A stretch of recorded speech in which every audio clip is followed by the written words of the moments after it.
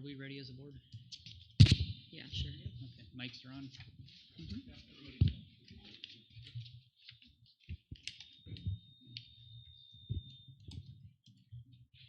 think we got another ad. I'm not sure if Trina added anything. Oh, okay, okay. Do you want to just see if she wants to add anything? Okay. All right, good evening and welcome to the monthly school board meeting for the school district of Belleville. We'll call this meeting to order at 6:37 this evening. Marion, if you could please, a roll call. Here. Ryan Kigley. Here. Barb Peterson. Here. Jill Ramey. Here. Bill Monroe. Here. Mike Treader. Here. Marion Vinny. Here. 7 present. All right, great, thank you. Okay, and is there a motion to support an agenda approval? I'll make a motion to approve the agenda. I'll second. First by Ryan, a second by Marion. All in favor, say yes. Yeah. Yes. Any no's? Okay, perfect. Okay, first up this evening, we have a couple public comments. So if we would, please, I'll start with Mr. Russo.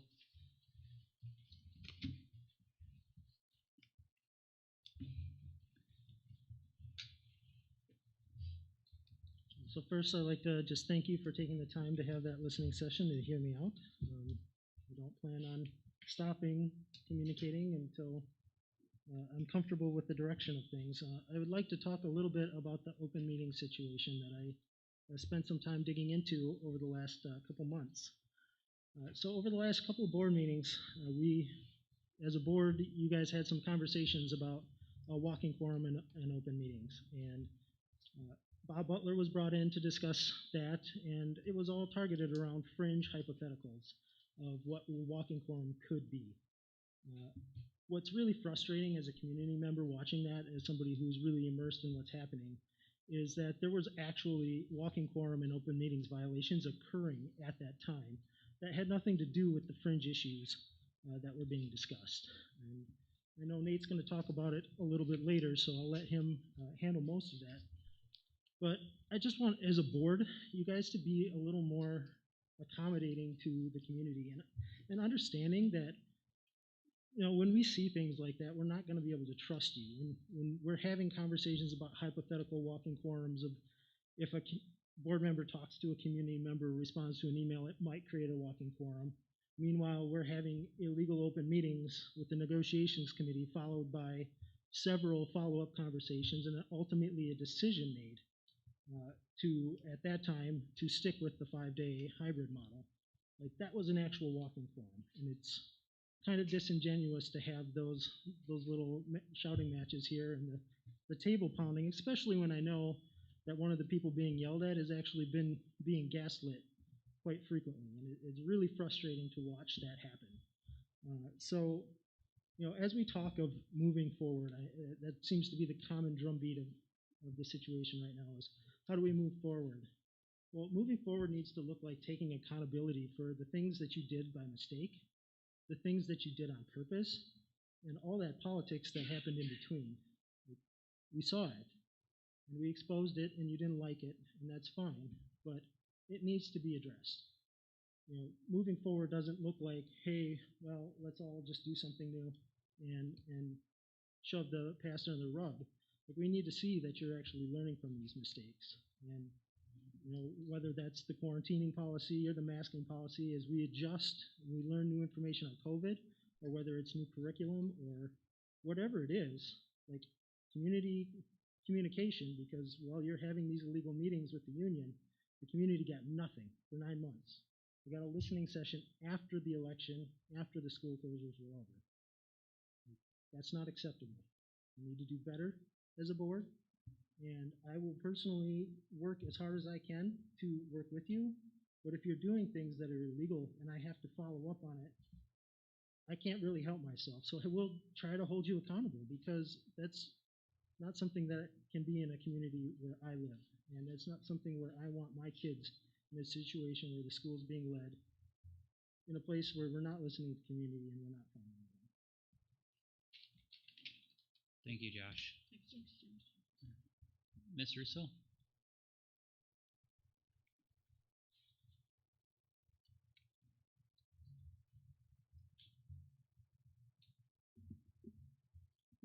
Good evening. As many of you know, I have been frustrated with the board this year, and that would probably be an understatement. I am thankful that we moved to mostly full-time classes, and it has helped so many families and kids that I know. But I do keep wondering what the future holds. As it stands right now, I don't really trust the district, and I don't feel comfortable sending my kids here. I have seen too much corruption and people putting politics ahead of the students. When the school needed data to show that it was safe to return, parents provided it, and we were discredited and not good things were said. When athletes needed a gym to practice in, parents found one. In Madison, I know that's not here, but in Dane County, when kids needed a football coach, a coach stepped up to coach them, and he lost his job. When PHMDC wouldn't let go of the 6 feet, parents kept pushing and gave more data. When PHMDC did not require mask outdoors, and you kind of addressed that already, Trevor, parents did send emails to the school wondering why we were not making mask optional outside. Parents elected you to the board, not PHMDC. And this is not just true in Belleville, but across the county. There is no emergency order. Vaccines are widely available, and isn't that what we were told we needed to happen to return to normal? I know you will be making decisions about school in the next few months. I hope you are looking at the data and the numbers now instead of waiting until the last minute. Schools are already making things like masks optional. I hope that will be looked at for the next school year. And I'm just hoping that you will do what is best for the students. Will you involve the parents in the decision making? Will you hold parent forums when necessary and parents ask for one? Not just the theme conversation, but an actual forum. Will you hold yourself accountable to your own bylaws and be transparent with the community? Will you be upfront with curriculum changes? I hope moving forward you will do all these things. It is up to us to do what is right for our children, and instead of working against the parents, I invite you to work with us. I am not here for just my own kids, but all kids. Parents across this county, the state, and the country are standing together to fight for our children, and we are asking you to join us. Thank you. Thanks, Ms. Russo. Another speaker is Ms. Graves.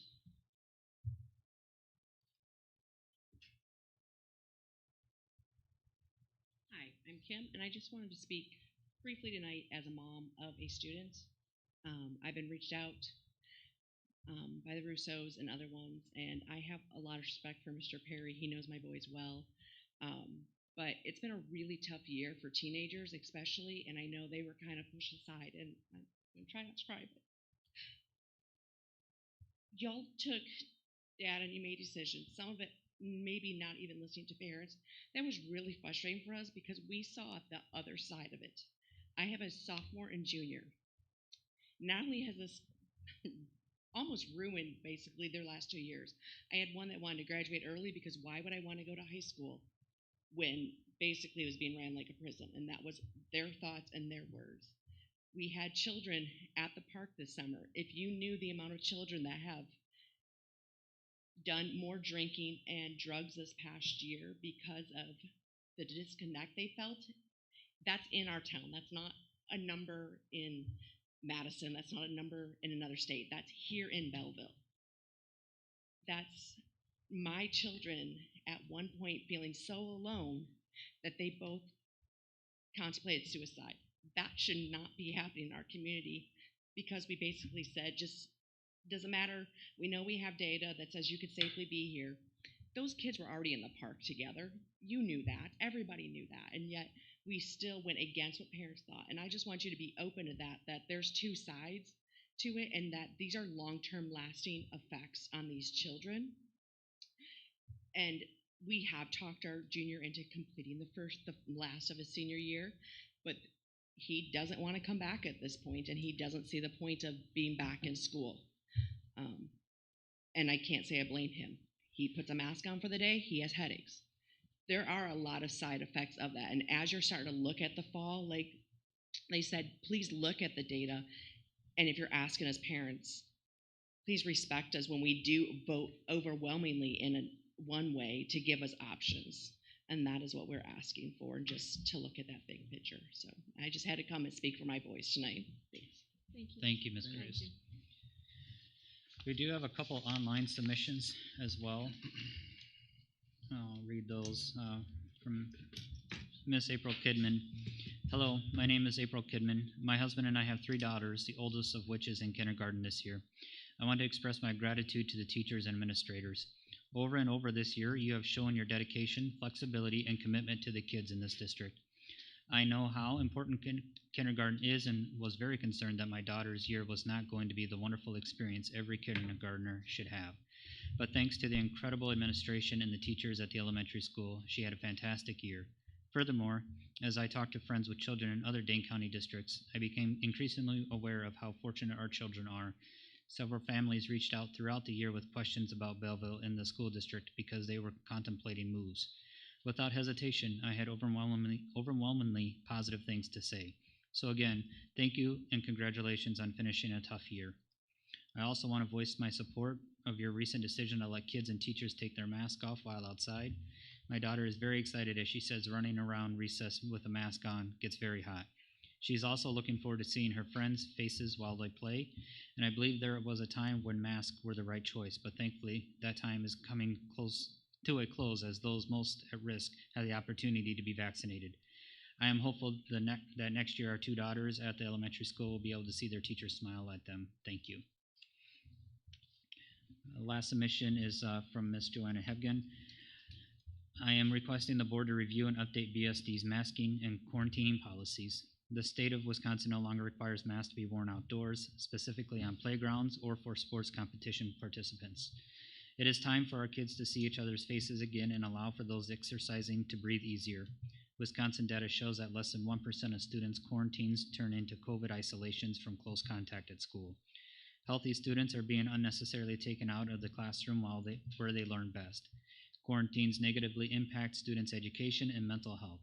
As the COVID-19 infections continue to decline and vaccinations increase, we need to reward our staff and students with the freedom to be free of masks outdoors and not be punished for being near someone who becomes ill. Thank you for all your hard work. You are appreciated.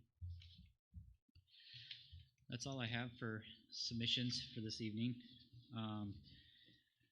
If we can, I'd like to just take a quick moment a moment of silence in memory of Barb Funseth. She was a big person for this district, and she gave, I think, everything she had to this district, was a major supporter and a longtime contributor, and did a lot of good for this district. So if we can, just take a moment of silence in memory of her.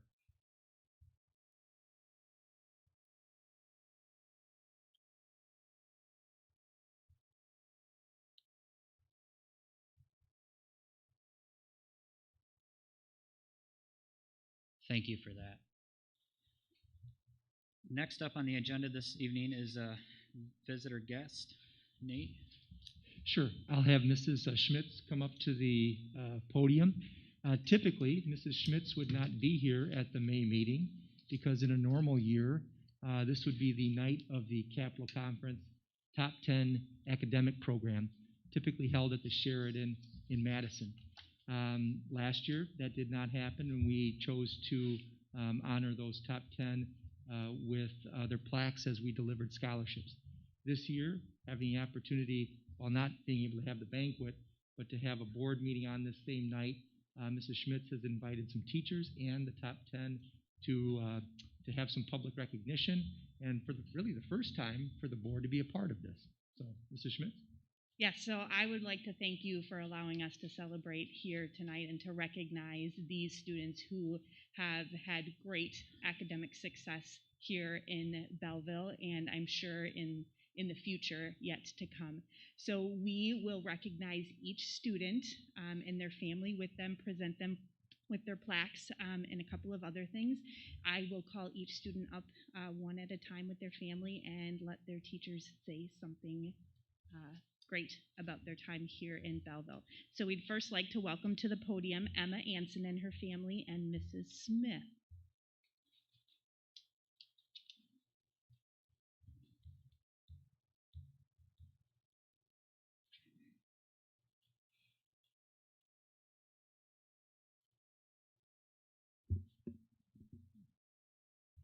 Okay.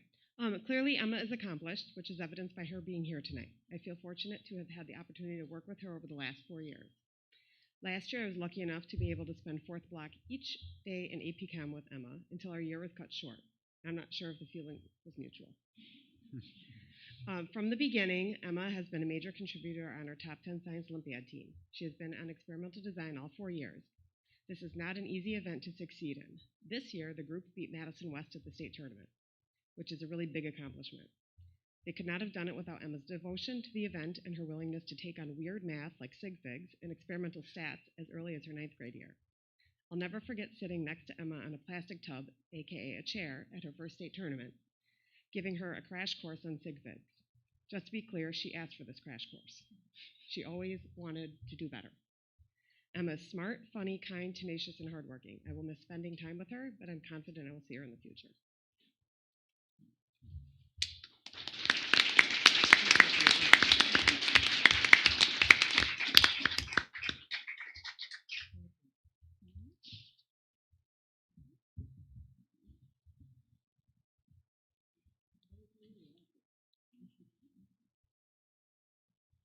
We're doing pictures later, right? We're doing pictures later? Okay, and next up is Mrs. Vesperman and Jenna Banfield.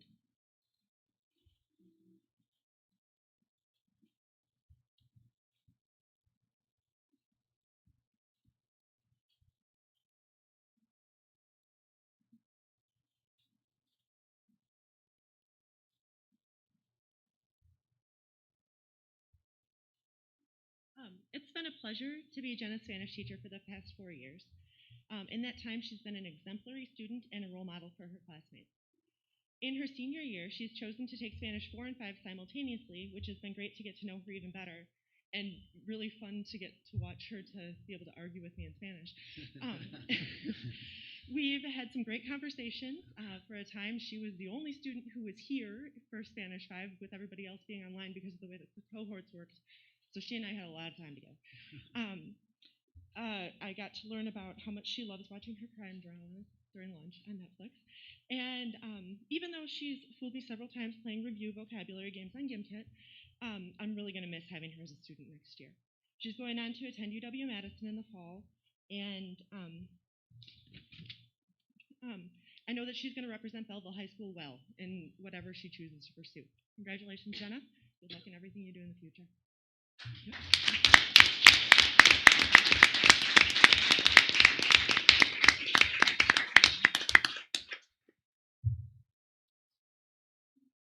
And next up is Mrs. Jenkins with Haley Butenhoff.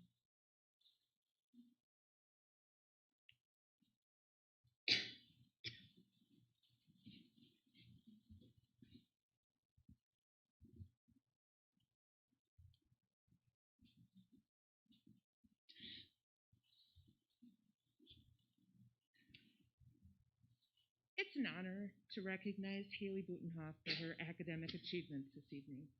I have had the pleasure of being Haley's English teacher for the past 3 years, which has given me a window into the Haley that not everyone knows. She has a rather excellent sense of humor. She's compassionate and kind, and she is a champion for the underdogs. Haley is planning to attend UW-Madison to pursue a degree in nursing with the intent of specializing in women's health. Haley is also passionate about bringing awareness to the increasing mental health crisis impacting our nation. I am genuinely going to miss her and her presence, but I'm excited for the work that she intends to do, especially in the light of the year that we've all had. We need more kindness, more compassion, more Haley. Congratulations.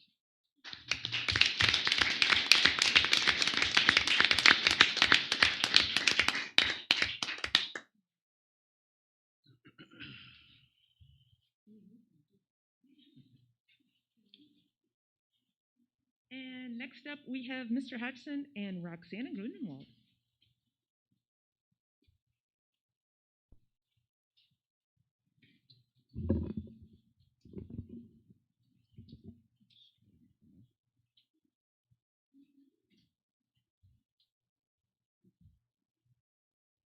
Well, first, I'd just like to say on behalf of all of us faculty here tonight, and I don't know how many of us have had all 11 of these students in class, but I was looking at the list, and I have been fortunate to have all 11. I think many of these staff members, and on behalf of the staff, I just want to say that it's students like you that make this vocation a vocation. So it truly makes this job all worth it. So I've had Roxana for the last 4 years in numerous capacities.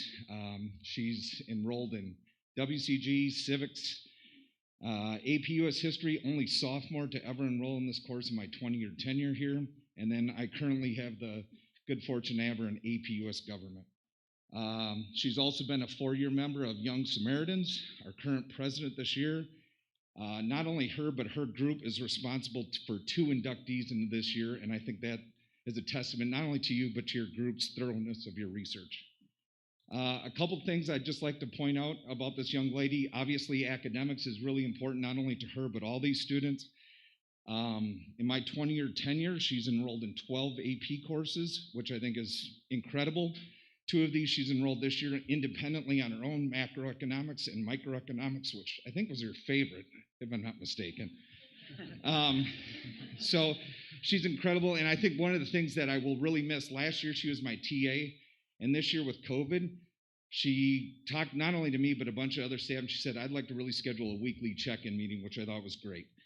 And we don't always talk about academics, but we talk about high-level adult things that maybe during the course of the day I don't get a chance to, and I'll really miss that about you next year. Roxana has been accepted to Yale. She's going to major in molecular, cellular, and developmental biology. So, congratulations.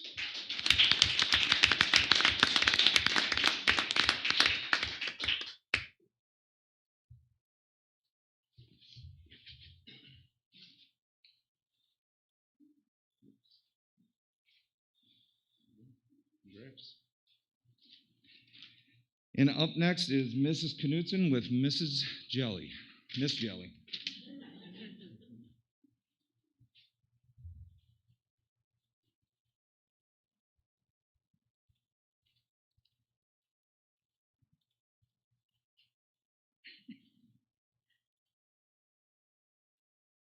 All right. Reagan Jelly is well deserving of this recognition tonight, along with everybody else, like Mr. Hudson said. Her hard work, confidence, maturity, and self-motivation is, in my opinion, very challenging to contend with. I've had Reagan in many classes these last years, and her growth as a student and young lady has been wonderful to witness and support.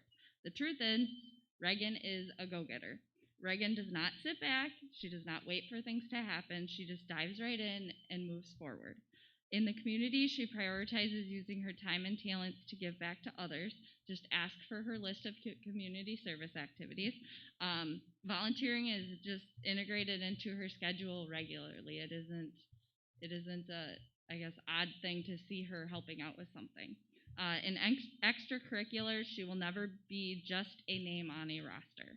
Reagan will be an active member, following through with her responsibilities, showing up, breaking the sweat, and ensuring that others are doing their part too. In academics, she asks the tough questions that I may not even have an instant answer for. If she steps in to help her peers or delegate in a team project, she's respectful to all and overall just so eager to learn, especially if it involves animals, and I'm not done yet. Speaking of animals, that is where her passion lies. She is driven to continue using her time and talents to make a difference in the field of veterinary science. The thought of a future Miss Reagan Jelly DVM just sounds so natural for her. The journey of teaching her about anything animal science related has been a joy. Her natural curiosity and just plain craving for more knowledge is inspiring. She has values, goals, and expectations for herself that have led her to this point and will pave a path into a successful future. So proud of you, Reagan. Congrats.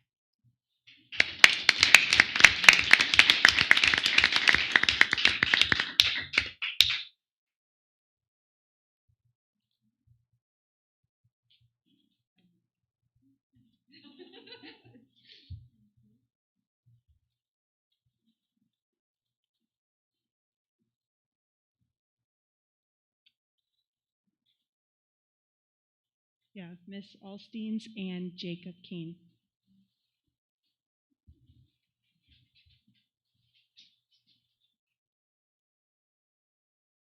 I'll be, he got a haircut. Look at that boy. Look at him. Amazing. Good job, Jacob. It's an inside joke if you got to know me. Every day I do the door duty, and if you need a haircut, I'll be the first one to tell you.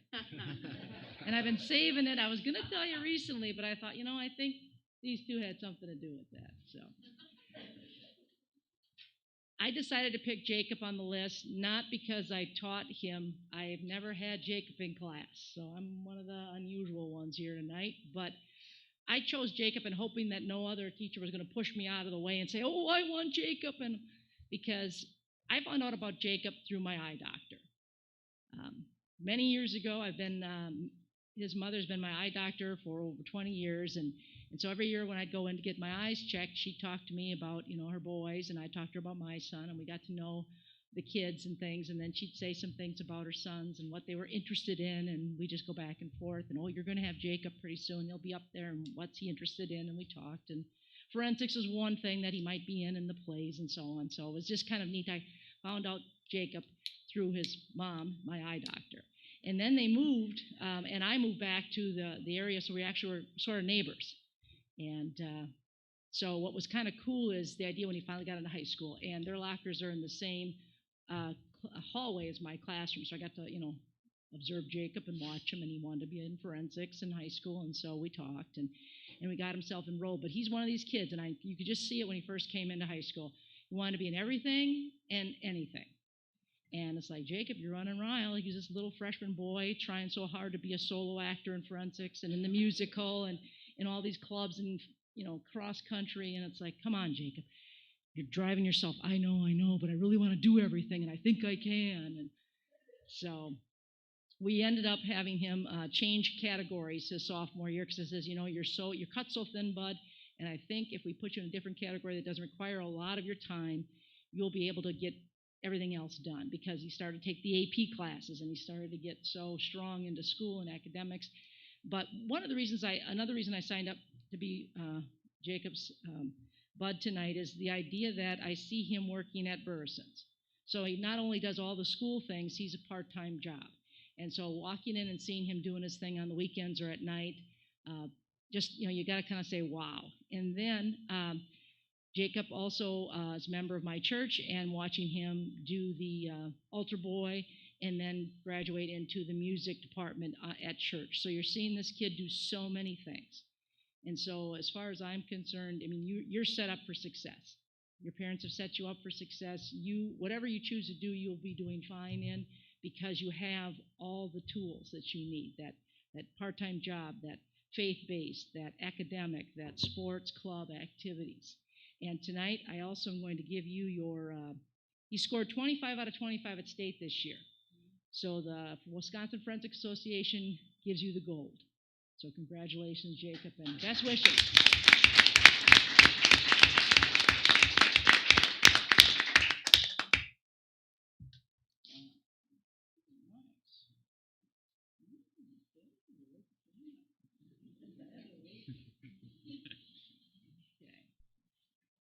Next up is Kristen Krantz with Mr. Bussey.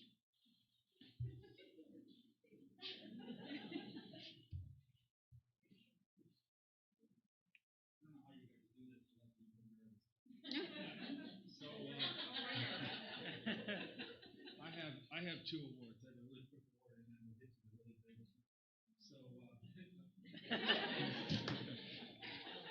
I am finishing up my 28th year teaching, and it has been an honor to have you in class. And so I got this award, and You have been the only student in the last 28 years that has taken all 4 of my classes. So you got the Bussy Curriculum Award.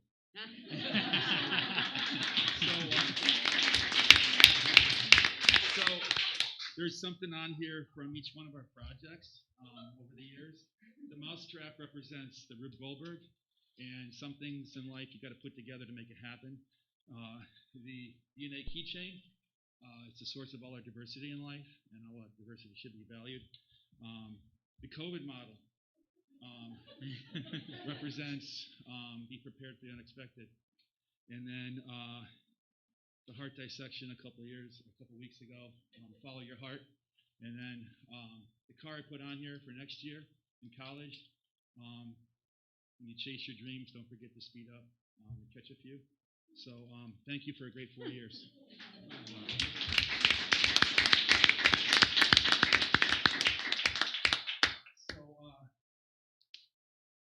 I calculated, and Kreiderman confirmed this, you've been in the hard blue chairs in my class for 453 hours. So this really should be a always award. You've always come to class prepared. You've always said please and thank you. You've always worked well with your peers. You've always come prepared. You always were just even keel. You were always patient, which I've learned from you. So working hard always pays off. So congratulations.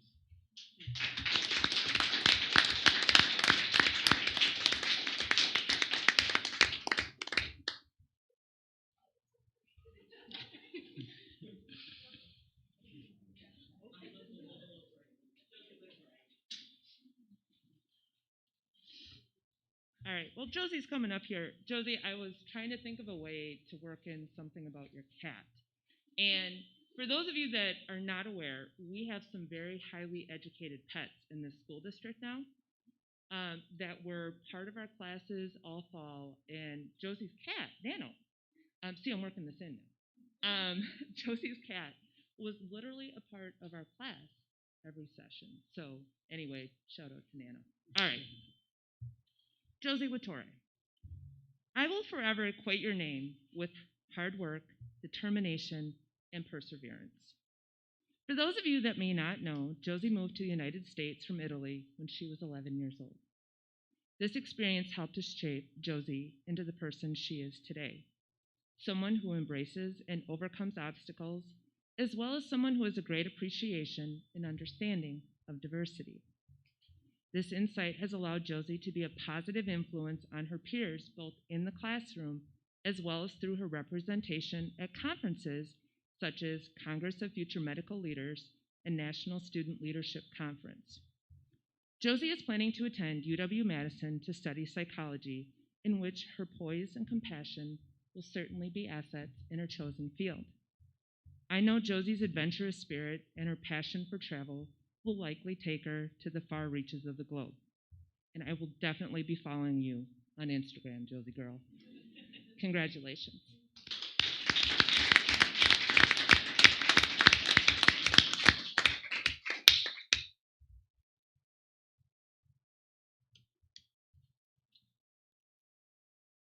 And next up, we have Mrs. Smith and Elise Wiedenwald.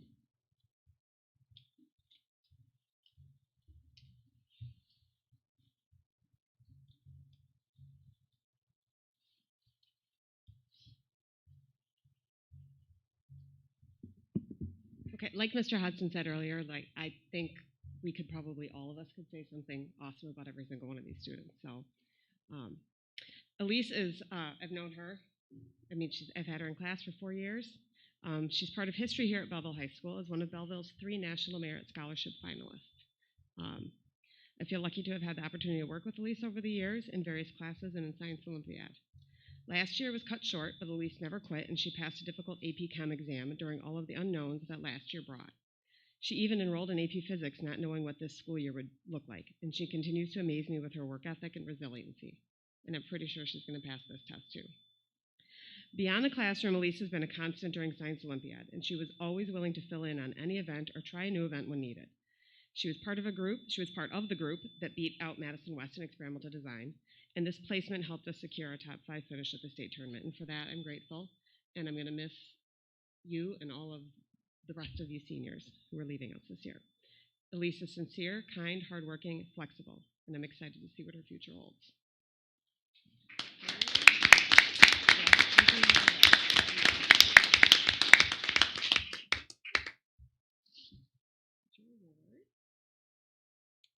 I don't have anything cool like coffee. I'm not that creative. I know. We got a nice sign for you. And next up is Mr. Newman and Raina Nicholson.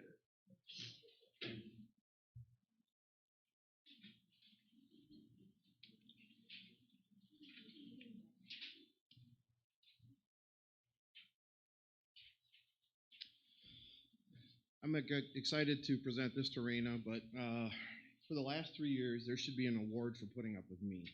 The poor young lady has taken IED, EDD, and then this year, she is simultaneously enrolled in Art Fusion, Intro to Trades, Advanced Trades, and she also has Mrs. Smith for Principles of Engineering. She is one of our esteemed young ladies that we need more of. She's going to be most remembered by me for her leadership during the pandemic last year. In the middle of a senior level engineering collegiate course, she took the leadership role to take second place in a state competition while mostly in Florida. I wish you the best of luck at MSOE. Do you know what your major is yet? Okay, didn't think so. But she's down to 2 different majors. I can't wait to see what you do next. Congratulations.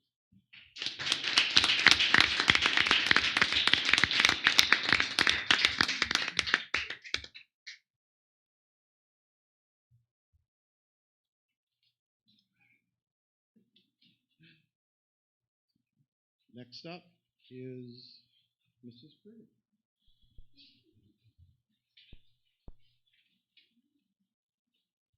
Aaron, you're not already crying, are you? Oh. Well, we know then how that's going to go, right? Okay. Clearly. No kidding. No kidding. It is my honor to speak on behalf of Aaron Prisbel, saving the best for last. Yes. Being a part of a small community is really awesome because it provides an opportunity to get to know people really well.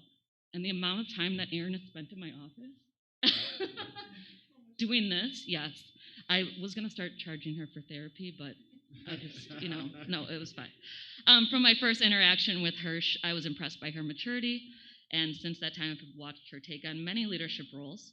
She's willing to take on more responsibility than what is expected and sets a wonderful example for her peers. She is kind, has become very sure of herself. It's been fun to watch her develop into her own the last couple of years, and is one of a kind in her active devotion to her love of music and the arts, and through our therapy sessions, horses and all that kind of stuff now that I know. And this girl was in Florida doing extra stuff and always showed up for class virtually, which was incredible. Even when she had to drive down to the barn or go do what, she was such a multitasker. You are, I know, I love it. She's a strong person who's able to work well on her own and with others. People find her very self-aware. She responds to feedback with humor and humility, sometimes tears, but in a good way. And she's easy to guide and take suggestions as they're given, always using them for her growth and for her development. So I'm very excited to see what your future holds, and I will miss you. So congratulations.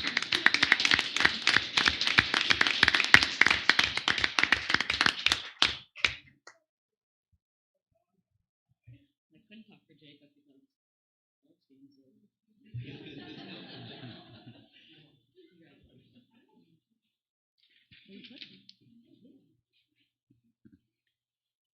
So those are our top 11 that we would like to congratulate. And I do have one thing that is hot off the press that I've shared actually with a couple of teachers, but no students know. I received in the mail today that due to a lot of hard work from those 11 students that you just saw there, that Belleville High School was recognized as a level 1 advanced placement pace setter school. The last 2 years we've been at a level 2, so this is from last year's AP scores. So due credit to those students right there, we are back at level 1. So congratulations to them.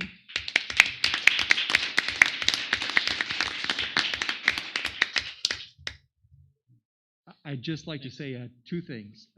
We're finding a lot this year that even though we were put into pinch and had to put on something like this tonight because the regular ceremony isn't there, I'm already hearing from some board members that we should do this every year. So there are some really positive things that have come out of this.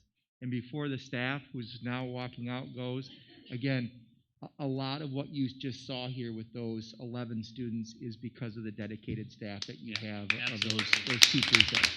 Absolutely.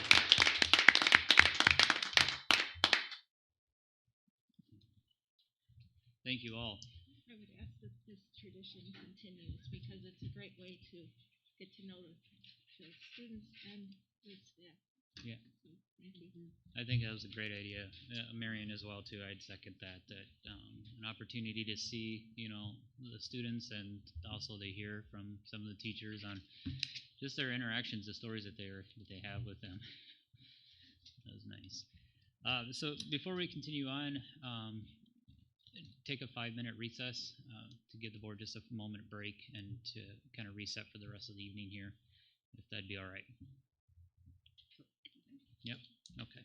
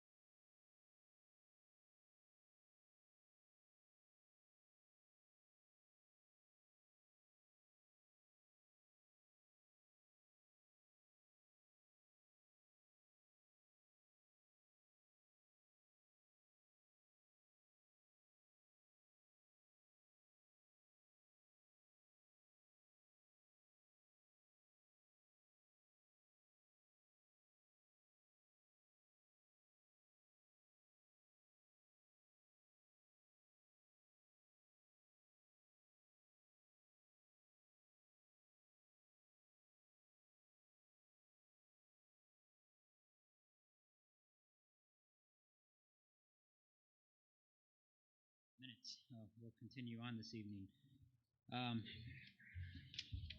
Make sure I'm in the right spot here. We got the visitor guest. And how about correspondences, Nate?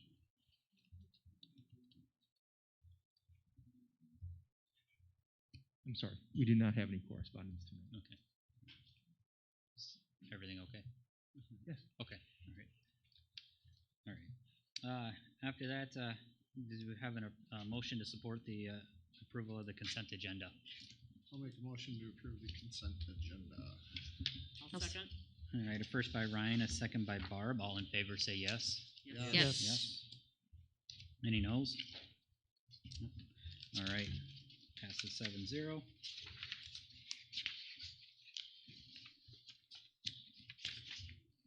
All right, Nate, District Administrator updates. Sure. The first thing that I'd like to do tonight is to address posting of committee meetings. It is my responsibility as the district administrator to make sure that anytime that we have a committee meeting, that is posted, that it goes up on board docs, that it goes out in advance, and that the public has access to that, whether they want to come into the building to see that or just know and read through the agenda. There's been 2 occasions this year, one with a medical advisory committee meeting that met on November 17th, and then there was another meeting with teachers that did involve the Compensation Negotiations Committee on February 10th, where those meetings were not posted on board docs. I want to take full responsibility of that, and I also want to say that in the future we will post all of those meetings to be as transparent as we can with the public. So my apologies. And again, we can do better going forward. In a probably not so smooth transition, we had a board request for academic and career planning, and Kyle Weber, who is the 5th through 8th grade counselor, is here tonight to give you an update. I think he may have the board access or just show you where he may lead you through the Student Services website. So welcome to Mr. Weber. Thanks for having me. Just give you a quick update. ACP, currently have an ACP committee, a full committee that has students, teachers, counselors, some board members are on that, parents and administration. This year, obviously, with COVID and everything, didn't get the full committee together, not because we didn't have things to talk about, but more of just like how can we lessen the stress for students and staff, and then also kind of what can we do to get prepared for the future and bring and kind of keep our ACP plan, our academic career plan in a right way moving forward. In the past, a lot of times academic career planning is done in the middle school, 6th, 7th, and 8th grade through their pride blocks. 6th grade's a little bit different. I would usually go down into the classroom and do it. Do some academic career planning with them. Currently, that's what we're doing. I'm going down to 6th grade every week and doing some academic career planning through our program called Zello. And then in 7th and 8th graders, we're doing it in Pride Block also. High schoolers, we're utilizing that time in study hall. And if you remember from the beginning of the school year, study halls weren't really being used during the virtual time. So we couldn't really do that. So we just kind of modified that a little bit. Mel Norton started to meet with students, the juniors and seniors primarily, working with their scholarships, using Zello. There's a lot of that, doing scholarships, doing, what does she write down here?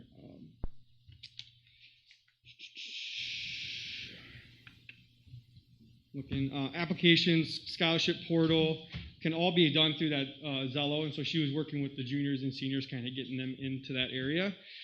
We did a lot of things this year, updating the Student Services website in the academic career planning area. So I just want to show the website.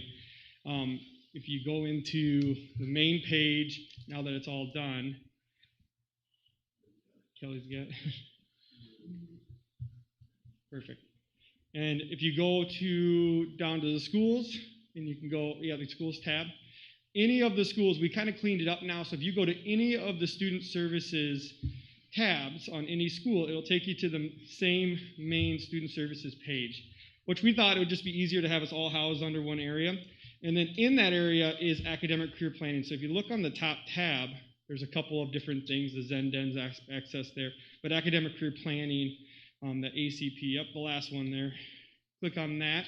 So we did a lot of working on updating this, and with the focus that we're going to get stuff ready for next year, especially with trying to isolate and spotlight our career clusters. So the career clusters, the pathways to careers that kids can go. So down here, we started our template. The goal is over the year, next year. We wanted to try to do this year, but we just couldn't find the time to really get it going. But each career cluster would be spotlighted at a time. There would be a little bit of a career pathway, how you can get into that career cluster. We would do a student interview, just some easy questions for students that maybe are doing a work-related experience or a youth apprenticeship or something in that area, spotlight what they have to say, and then maybe an employer that's a part of that, and then also a teacher in our school here that are working in that field. So Ms. Knutson would obviously do ag and stuff. And if we didn't have maybe all 4 of those things, we would just make sure we hit multiples on some of those other ones. But a way to just kind of connect our kids to, what's out there, where can they go, how can they find more information, who are people that are in our building and in our community that know this stuff too. So we're trying to just connect those dots. So a lot of that's all kind of ready to go for the next year. But for the most part, that's kind of what our setup is. We're looking forward to the fall next year, getting the full team together to reevaluate. I know that the 7th graders did the Future Quest virtually this last year, which was a big career fair. They do it at Madison College. Hopefully we can do that maybe in person next year. But the big team would be able to get together and decide, what are other things? Can we bring a career fair here? Can we create some kind of real experience for our kids here? Can we do maybe a 8th grade and a senior portfolio where they present to their parents or somebody like, hey, this is my plan for my career and what I want to do. So we have ideas, but again, with COVID and stuff, we just really wanted to not overload everybody, but also still kind of get stuff ready so that we can keep our plan moving forward. So if you have any questions, I'm happy to answer as much as I can. Thanks, Kyle. Yeah, thank you. Appreciate it. Thanks, Kyle. This is usually the time of year we also have a Project Lead the Way update from Mr. Newman, who is our district-wide Project Lead the Way coordinator. So I'd ask Ed to come up at this point in time. He does have, I think, Kelly, there's another tab there, yep, that he may walk us through a couple of different things that have happened already this year, and then some that will happen as we end up toward the last month and a half of the school year. Okay. Take it away, Mr. Newman. Hello again. Every year, well, not every year, over the past few years, Project Lead the Way has started a Distinguished Schools award system and a district system. And in order to get Distinguished District, all schools that are in the district have to qualify as a distinguished school. So last year, I didn't have the opportunity to talk to you. We were one of 7 districts in the state to qualify for district. This year, because of just some situational things I'll kind of explain, the high school won't qualify for schools, therefore the district won't qualify for district. And we didn't meet the 25% of all high school students taking the Project Lead the Way class. The other alternative was 33% of the kids that have taken a Project Lead the Way class have taken 1 or more. We were close, but we didn't meet that number. And the big reason that we didn't meet those numbers is we have an Introduction to Engineering Design class this year of all freshmen, not all freshmen, primarily freshmen, that took those numbers and didn't give us that opportunity. So while I was disappointed that we weren't eligible for the district award this year, I was fairly happy to see we have a tremendous amount of incoming underclassmen that are enrolled in the courses. The elementary did qualify for the launch criteria. The middle school, 6, 7, and 8, did qualify for the Gateway Distinguished. And those awards will be announced this summer, and we'll keep you posted on that. Any questions on Distinguished with Project Lead the Way? It's something new over the past 3 years, I believe they've started. They used to have a certification level for schools but this is kind of their updated awards procedure for it. Okay, college credit affiliated with Project Lead the Way. Last year, we had 36 total credits that were students had earned, and that is issued from Milwaukee School of Engineering. I wore this for Raina today. That was why I have this on. Usually I get a little bit more dressed up. St. Cloud State, and then also UW Green Bay last year offered college credit to kind of supplement some universities not making it available. And so far, since 2015, the students enrolled in Project Lead the Way classes have been eligible to earn 432 credits. So we're starting to see more and more kids earn those credits, and talking with them, and using Raina as an example, utilize those as they progress through to different universities. On the trades course topic, a few things. Introduction to trades and advanced trades. This year, because of being virtual, we had to put more of an emphasis on computer-aided drafting. We were fortunate enough that there is an online software that's 3D modeling based that worked out very well for us.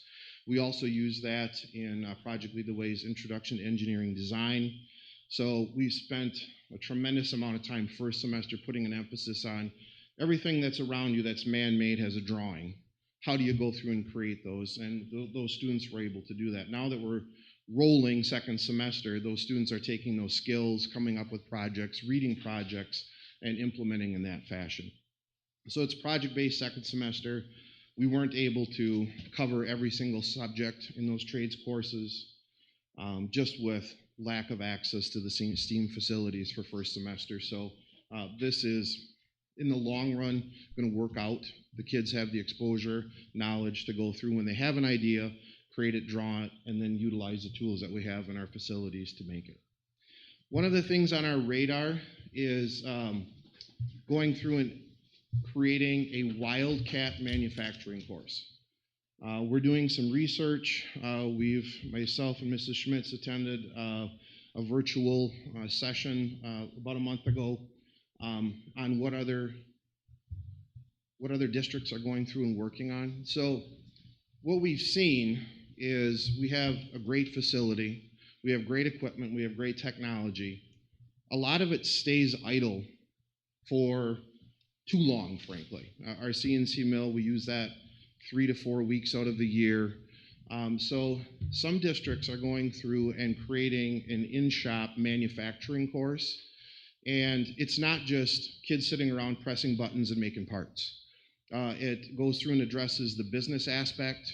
Students apply for positions, so we're talking salespeople, marketing people, social media specialists. On my end, I'd have engineers go through and apply to become a CAD drawer or a lead engineer, machinists. And myself, Mr. Farrar, are in conversation about this. We do this a lot already. In like Art Fusion and advanced trades, if someone comes in with a project, district, out of district, we try to accommodate them and make these things for them, but it's not always possible. So we're looking at a junior, senior level course, and Mr. Perry and I were talking before pandemic, fall of 2021. We're obviously looking at more fall of 2022, and it's a great experience for kids. And so there's going to be more of that next year, and I'll keep the board posted as we progress through the process. Any questions on any of that before I get to the grant part? Okay. Not sure if you saw the State Journal today, but there was a lot of media coverage for the grant that we received last week, and we had to keep everybody in the dark. The information was embargoed until they went through and announced it last week, Wednesday, but we had an awards ceremony. Thank you for supporting a portion of that grant, the $13,000 plus the $6,500 that the district kicked in is going to allow us to get 4 laser engravers that's targeting middle school students. It was a great event. We had every TV camera pointed at my head that I can think of. A great experience. The students volunteered their time, came in, and really did an excellent job showing what we do, from skilled trades to engineering to robotics to CNC equipment. They just did a phenomenal job. It was a really, really great day back in our STEAM facility last week, Wednesday. Any questions for me? No. Okay. Thanks, Thank Ed, you. for the update. Appreciate it. Thank you. Thanks, Ryan, for going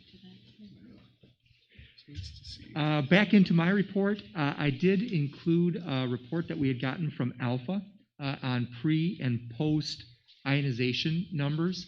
When you look at that particular report, it was Julian Palacios who was also integral in setting up that system in both the middle and high school and the elementary school that accompanied Steve O'Connor, went through our buildings and took different readings.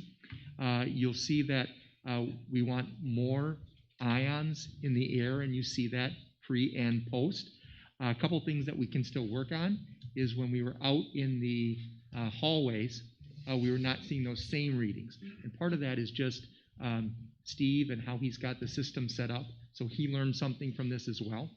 In addition to that, he and Julian opened up some of our air handlers to look at what that system is looking like now.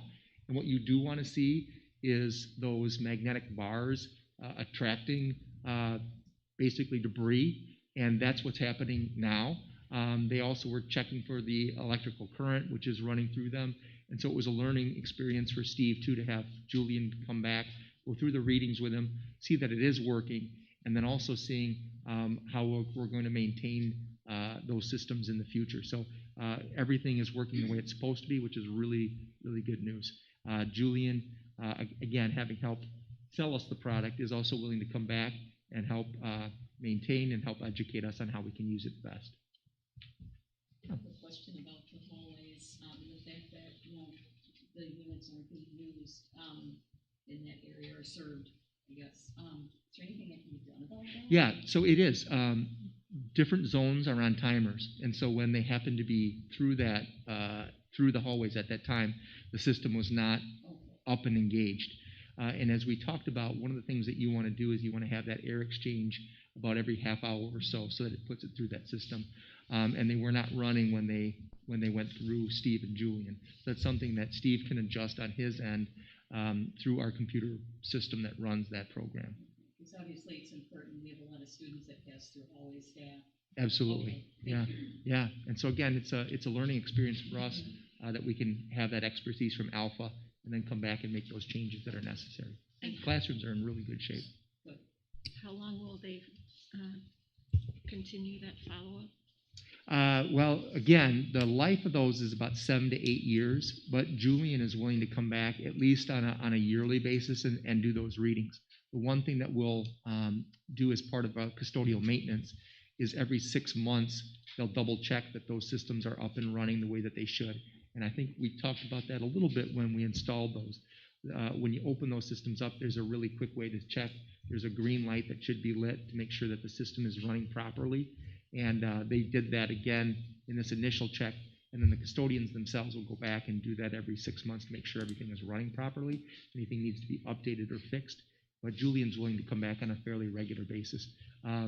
Alpha is part of our service contract. We have a service contract with them anyway. And Julian's willing to come out in addition to that, though. Okay, thank you. Yeah. 6 months seems like a long time, though, if one of those systems go down, to wait to find out. Wouldn't it seem to be a little bit more proactive to do that maybe on a monthly basis on just a quick PM check? The only issue with that, though, Trevor, is that on the air handler units, which are in the individual classrooms, there's some work involved in opening those up. If for some reason we're seeing that every 6 months we're finding a lot of them that are not working, which we haven't so far, then I think we could bump that up for sure. It's a great question. Okay, that's fair. The other update that I have for you is on our intruder drill at the middle and high school. And then last week, Wednesday, we also had an evacuation. Those looked very different from one another, the intruder drill at the middle and high school and the evacuation at the elementary school. what happened at the conclusion of the middle and high school drill is we always do a debrief. And some of the things that come out of those are discussions with staff and students about what we can do better or we should do differently in the future. And so the kids have a lot of great ideas, like, I think we should do this in the future. And so you can see some of those things, like, typically they've always started at the main entrance. Why don't we start it someplace else? They could get in through a back door. They could get in through the district office. They had asked for, which is great advocacy on their part, practice with barricading within the classroom. Oftentimes they'll listen and then they'll evacuate, depending on where that intruder is. And they would like a chance to actually barricade and practice that piece of the ALICE training. Some of the other things that came up at that point, and we do have some funds that still go back to a DOJ grant, are on adding ballistic film to the window offices. It's a film that's applied, and then they don't stop a bullet, but help prevent it from breaking that glass real easily. And then they had questions about the rally point. In a real event, are we really going to go down all in the single file line to the rally point? And what we've told them is, in a real event, your teacher is going to help you be as safe as possible. And when you exit the building, you're going to try to do what you need to do to be as safe as possible. So those are real conversations that our staff is having with students. At the elementary, it looked, again, very different. Having not evacuated down to the First UCC church in the past, just getting almost 500 students down from Grant Street all the way down Church Street and then into the church in different areas, taking attendance. First time that they had done that. So it's a learning experience, and kind of like what the middle and high school has done, where they've built upon these drills in the past. Next year it'll look slightly different, and a component or element will be added to that. But successful. And luckily, Kelsey picked a day where it was about 60, low 60s, a nice sunny day. It was a nice day for a walk, and just to get the kids accustomed to this is where you would go. The other thing that has come up from a board request is to make sure that you know much more about district retirement parties, and that you're more of a part of that, rather than saying, hey, by the way, we got so-and-so this as a gift, just so you know. We are planning on having a district retirement party. You can see several names on there. In addition to this year's group that had retired, or even retired mid-year, we do want to recognize those from last year, support staff and professional staff, because they just didn't have that opportunity. Felt terrible for Sandy Podak. She had sort of a drive-by goodbye, but didn't have that opportunity that most of our retirees would have. So that's going to be at the old Grace Tide House on Thursday, June 3rd, basically following the school day. The board is invited. We do have gifts for our new retirees. The ones that retired in 2020 have already received a gift. That's something that the district is working on, both with the teachers and the support staff, that it'll be a group effort instead of having smaller individual parties, that we do it all together, because we want to be together as a district. In terms of graduation, we've got a graduation ceremony planned for Sunday, June 6th at 1 p.m., which is the traditional time. We'll be out in the stadium. However, we've got to watch the weather. This may seem a little bit odd, but we'll make a call by Wednesday of that week, and if it looks like it's going to be rain on Sunday, we'll actually have an indoor ceremony on Friday night. The reason for that, I'm sorry, Sorry. The reason for that is we want to keep it in the same weekend so that we can, usually visitors, parents, family is there on that same weekend, so we'll have that all together. And then depending on if it's inside or outside, there's a little bit more leeway with tickets for the outside, 6 per family. If we do have to have it inside, 4 per family. Jill, whose son will be graduating this year, would like to be at the ceremony. I'll be looking for one more volunteer to hand out diplomas. And if you want to just email me of your availability, that would be fantastic. All right. And then, quick question on tickets. Is there, I don't know the number of seniors graduating. Low 70s. Is there any wiggle room for, I mean, I'm sure some people have larger families and are we kind of getting to the capacity that we're able to if it's outside, just for the sake of? That actually is the next topic there. So when we're outside, we're at 500. So if you start doing the math and then you have staff there, we're getting to that 500 limit. Do we have like wiggle room if there's extenuating circumstances or somebody says, well, I've got. Yeah, Heather, I don't know if you wanted to address that. Have you had parents reach out that need more tickets at this point?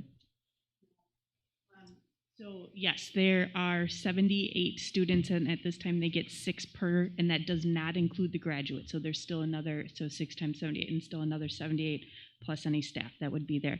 I have not had any parents reach out. They are not in terms of tickets.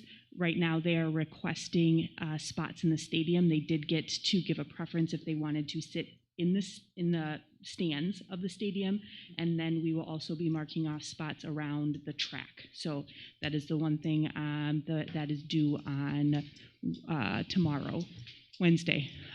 So we'll be doing that, but I haven't heard of anybody, at least if it's outdoors where they get the 6 tickets. 4 tickets, there's been some talk on the 4 tickets at inside. Will there be a parade like there was last year? Yes. There are several things, even though we had an untraditional ceremony that last year, that are coming back. Walk-up music is also a part of that again. The parade is also a part of that. So there are things kind of like our top 10 ceremony that worked out really well and were new ideas that will stay around. Thank you. Yeah. And then finally, with emergency order number 16. Nate, real quick, I'll just throw it out there too. If nobody else wants to, I know I've done it the last couple of years, but I'm happy to be the second on handing out diplomas. So unless anybody else is really excited and really wants to do it, I haven't done it yet. Yeah. I should say that, but Absolutely. I don't know for sure. Yeah, I'm just saying, yeah, if you want, yeah, have at it. I've done it the last couple of years, so. I haven't done it yet. So. Would you like to? It is. I think I'd be. If I'm around, I'm pretty sure. Yeah. I'm around, so. Okay. I'm gonna put you There you go. All right. I'll just be an alternate.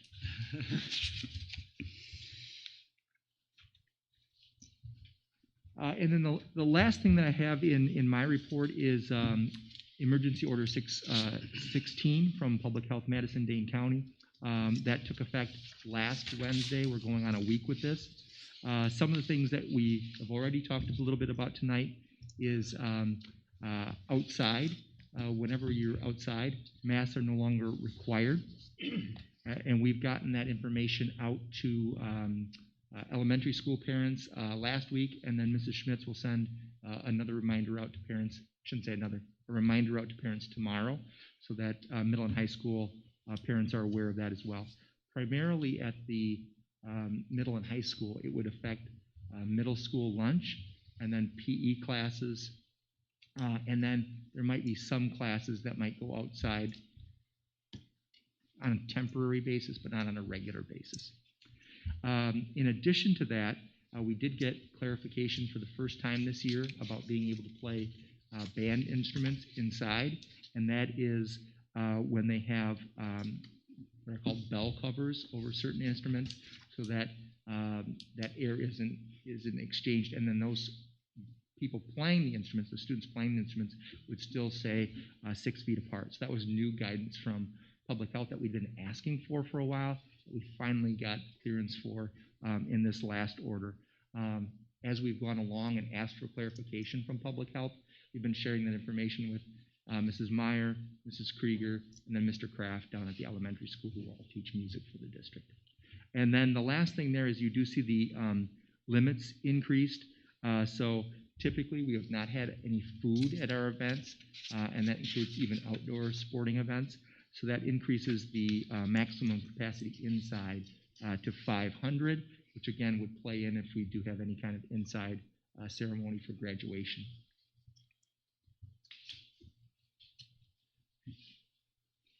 Great.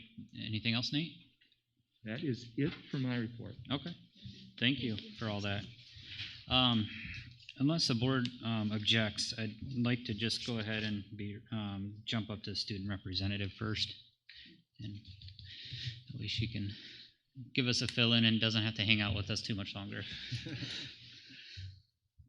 All right, so for our new representative, I'm Jenna. I'm one of the student representatives. Jack couldn't make it tonight, but so I just want to start by saying thank you to both the board and the student body. This year, being a student rep has been a great opportunity, and I've been able to learn a lot talking to students and presenting to you guys, so thank you for that opportunity. I have some event information to go over, and then also school-related information. So to start off, it was kind of a discussion going around the school, possibly opening up senior responsibility passes to underclassmen, specifically juniors and sophomores. After talking to some students about that, it seems like it's something that students would really like to have. One benefit that would come from that, students would have a better opportunity as sophomores and juniors to participate in work experience programs. There would be some requirements to go with it, such as the pass list. Students wouldn't, if they appear on the pass list, they would lose that opportunity. But from student body, there's been a lot of talk about possibly having that. So just wanted to bring that to your attention. In terms of AP testing, we had our first AP test last Wednesday. The AP Lit test. A lot of the tests this year are actually going to be later, end of May into June, and those tests will mostly be online. That's giving the students a little bit more of an opportunity to cram in some extra learning since the year has been a little weird and got cut short. Going off Mr. Perry's active shooter drill, just a couple student comments we had. Possibly making it more realistic, maybe not having it so planned out. In the past, we've known the time that it's happening, and like the entrances, so possibly having that a little more randomized and students not always having prior knowledge of it. One other recommendation that we had was breaking down the intruder drill into specific kind of sections, so practicing, like Mr. Perry said, barricading in one smaller drill. Just let students get a better chance to do that, because if you're exiting the building each shooter drill, you don't really get the opportunity to do that. In terms of events that we have coming up, sorry, did you have a question? No, you're okay. fine. Yeah. In terms of events coming up, cross-country, football, and volleyball seasons have all concluded at this point, and so we are completely on our spring sports seasons now, so there won't be any more overlap with baseball, football, those kind of situations. We also had DECA and Science Olympiad both complete, and forensics, sorry, both complete their state competitions. I don't know that the results are in for all of those yet, so I don't have that for you, but we did have students competing in those. We also completed the senior prom 2 weekends ago, and junior prom is coming up this weekend. Overall, that went really well. I think it was a great opportunity to get students together and have some sense of normalcy. I know I had a great time there, so that was pretty awesome. And then graduation, I know I am looking forward to actually getting to be together and celebrate that. So just having the opportunity to have family there and be together as a class, I'm looking forward to it. So just a reflection that I have, a couple of things that I came up with from my high school experience, things that went really well, things that possibly could change over the years. One thing that I just want to comment is Belleville has been a great school to attend. Our teaching staff is outstanding. The teachers are amazing, so I just wanted to give props to them and to the administration. It's been a really special experience. So a couple of things that have been brought up for possible opportunities to change, giving students a little bit more information and opportunity for online classes, specifically with foreign language. Having the opportunity to take AP foreign language is something that's been brought up. We have higher level 4 and 5, but we've never really offered AP Spanish or German, so possibly taking a look at incorporating those for students. And then one other comment that was brought up was the backpacks this year. Student feedback has actually been really supportive of the backpack. It's been nice having them in classes and not having to go back to your locker in between each class. So overall, students have really liked having their backpacks. I know there were some concerns with safety with that, but if there's any way to look at that and review if we could keep that up in future years, I know that's been something that's been widely talked about. Any questions? I just want to say thank you. The quality of presentations that the two of you gave in terms, not just this is what's happening in terms of events, but actual student feedback and going out and gathering that has been very helpful. Thank you. Thank you, Jen. Yeah, it's you. been a good experience as well to kind of see where you started at the first of the year to where you're landing now, and just your presentation, your overall speech, and everything that you're covering is really been great to see that Thank progress, you. and hopefully that sticks with you, because public speaking is a huge part of a career. So good luck, and thank you for all your time and commitment to coming to these board meetings and sharing with us. Yeah, thank you. I just want to say thank you to Jenna. I've appreciated it.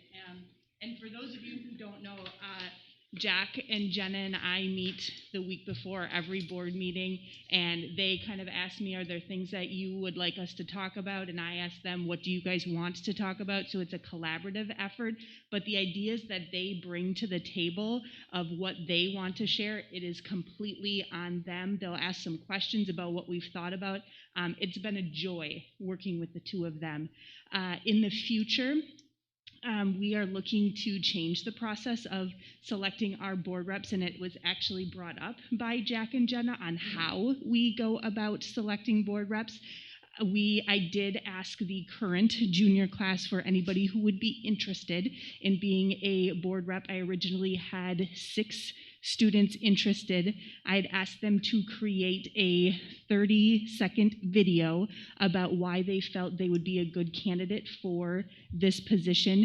We played them on the morning announcements last week and gave the student body until the end of the day tomorrow to vote on their choice of who will be their elected board reps. We ended up only having 5 submit videos of the 6 who had originally shared. So at the July or the June board meeting, I can share with you who the student body has selected to be their board reps. Nice. Cool. That's great. Thanks. Thank you. Thank you, Jenna. Thanks, Jenna.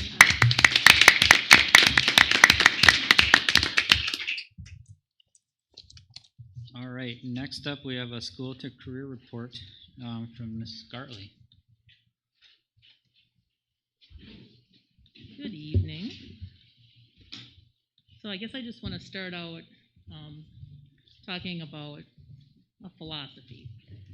When I was a junior at UW-Madison, I was Cherokee Middle School at the time, and I had a cooperating teacher that said to me, don't ever get caught up in what you can't do. Don't ever care about your budget. Don't ever care about the materials. Don't care about this or that. It's always about the people sitting there, and there, because you can always run around in the box and do a lot of things for students. And that's never left me in 31 years of teaching. And so when I think about this last year of coordinating school to career opportunities, last year when I spoke with you virtually, I was curious about how it was going to work because we were doing resumes virtually and it was taking a while, and it seemed like everything was slow. Okay, I couldn't go to employers. They couldn't interview in person because everything was shut down.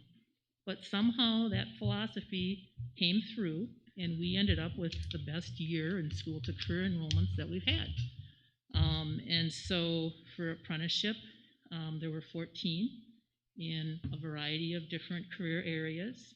I had 29 work experience students and 1 student that at that time the employer wasn't ready to take on youth apprenticeship, but she did hire her as in a non-paid capacity, and this year that is transitioning to a full apprenticeship for the next student.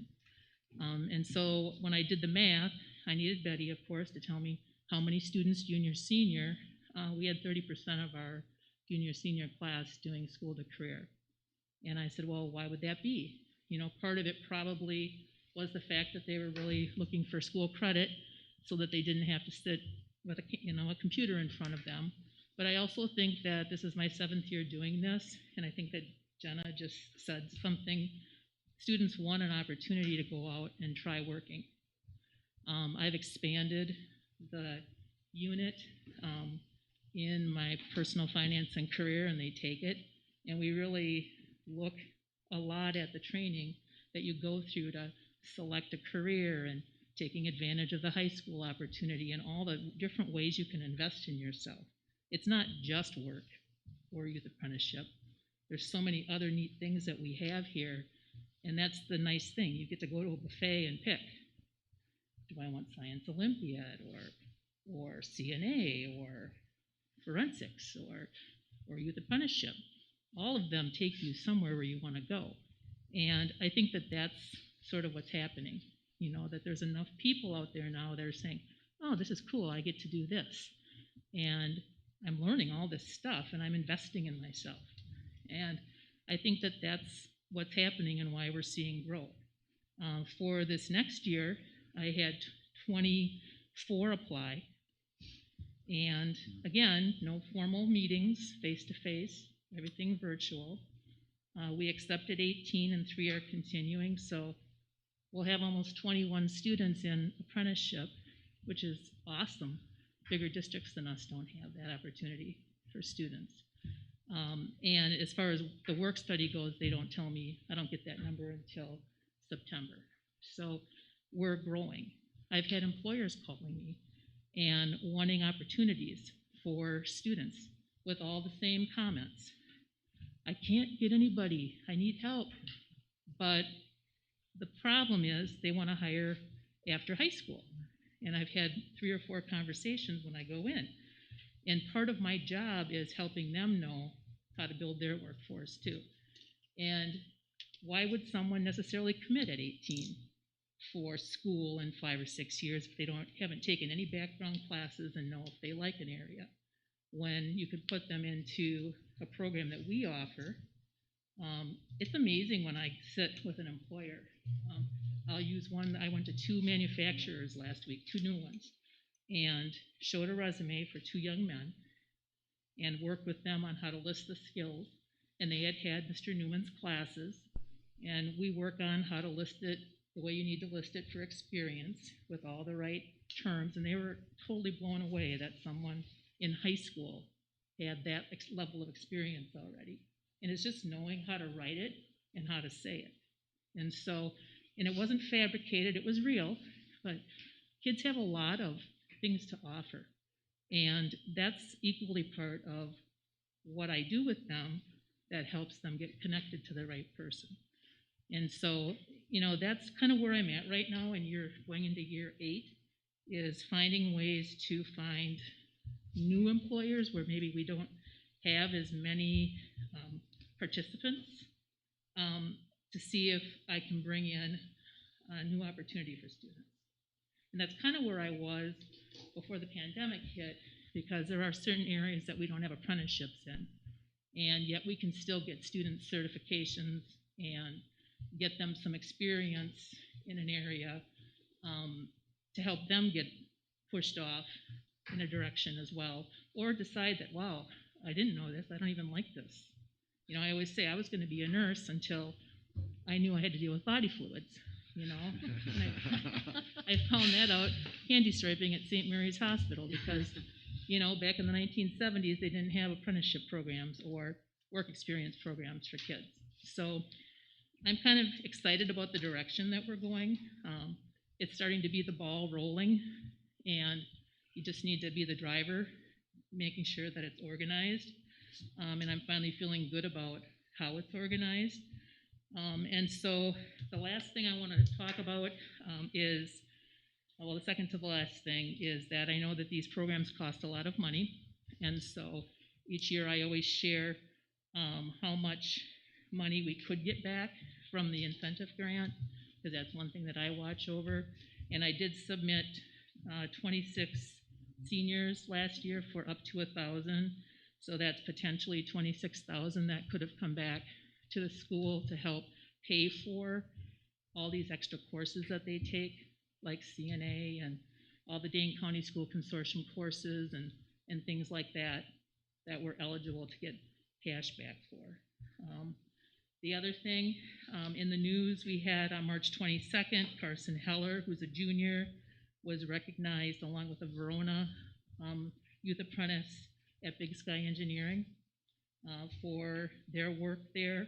And I just want to share, when I was there last week doing his work evaluation for the end of his first year, he was always kind of a quiet young man. And when we got out into the new shop, they just moved into a new facility. And I couldn't get him to be quiet. He was, Mrs. Gartley, we're doing this over here, and this is coming here, we're expanding this and that, and it's like, I just thought, wow, he has ownership as a junior. Then he went in and showed me all his CAD designs and, all these things, because it was real, and he was being paid to do it. And I thought, he's just one example of that. When, I get to hear all these nice things when I talk to employers about our students. And, that's the part I like about this, is hearing what awesome kids we have. So, thank you for providing this for them. And as a final thank you to the employers, we clearly haven't been able to do our breakfast the last 2 years. And so what we have as a sort of compromise is that I'm having all of the students that are youth apprentices and work experience students, they're writing thank you cards for them. And then we're going to, I asked the students what they wanted, they got to pick. I'm going to purchase bakery donuts. We're going to take the cards with the donuts and the students and myself, and we're going to deliver them and thank them. If it's a youth apprentice employer, the Dane County School Consortium also has a sign, kind of like the ones that the students got, that says, congratulations on being a supporter of youth apprenticeship. And then we have our virtual youth apprentice event on March 24th. And I think, Mr. Perry, you're talking at that? I am speaking that night, yes. Yes. And so our students will attend virtually. They read a thank you, their pictures are there, and the employers get another recognition for thank you for contributing, to the progression of, career development for our youth. So for this year, that's what we're doing. I've had many employers say, they're just grateful to have kids of this caliber that they can work with, and they don't need X, Y, and Z, but they always will take a free breakfast. That's, that's always the sentiment at the end. So, do you have any questions? When I first opened up this attachment and I looked at these numbers, I was just taken back. It is incredible. Year over year, we're able to give so much back, and through your leadership and your involvement and your dedication to this program is what makes us successful. And myself personally, being such a big advocate of the trades, it is such a great avenue for so many kids, that, may be thinking that a 4-year degree course is the only way I can go, but having the opportunity to get out there and see what a trades job is like, and that it's, it's a viable thing, is just amazing. So thank you as well, for all the dedication that you do to this program. You're welcome. Thank you, Teresa. And we can check if Mrs. Johnston is online, but she was, there should be a Google Meet up there, I believe, Kelly, but if not, questions on Becca's report that we can get to her if we have any? Okay. I did not have any questions. But here she is. Hi, Becca. That's loud. Were there any questions for Mrs. Johnson's report this time? Did we get how our kiddos did on the ACT? I know it was mentioned in here. No. Overall, how we did? No, we haven't. We haven't reported that yet. Okay. Is that coming up? Oh, okay. We don't have. No, we don't have. No. Yes, some of our scores, most students have them. Some of our scores will be late reporting. Where do we go from here for the math curriculum if Carnegie is not working out? And so I think in some of the questions that were asked, Mr. Loshaw is willing to come back at the June meeting. They're down to, or I shouldn't say down to, they've got 2 curriculum that they're currently looking into, both doing the research into it, what other districts are using it, and then looking at budgetary reasons as well. So Mr. Loshaw will be at the June meeting to present an update on that. And then by the July meeting, we should be able to have a recommendation. I know the board is asked to have more updates along the way, and that's why Mr. Loshaw is coming in June instead of just giving you a final recommendation in July. And for those that don't remember, Mr. Loshaw is a former math teacher, which is one of the reasons that he's leading that charge with math curriculum. There's mention with curriculum that we've got to, I'm thinking kick it in. That's not the phrase that was used about social studies. I was just wondering if we've spoken recently about wanting kind of to know content change. I'm just wondering how we might be able to, since this is the first time since we've discussed wanting to know a little bit more about curriculum, how that might evolve, or to know of any major changes as it's going. Yeah, so there are new social studies standards that we're aligning to, but Becca, do you want to add anything in? I know you've been working with Mr. Hodson on that look, and then how far that would go down into the elementary and the input there.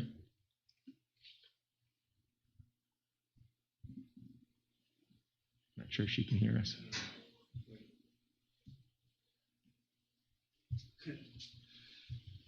Yes, so our plan, and actually Kelsey and I have had, can you guys hear me? Yes. Okay, and actually Kelsey and I have been talking a lot about the elementary standards. I can hear myself echoing. Yeah, turn it down a little.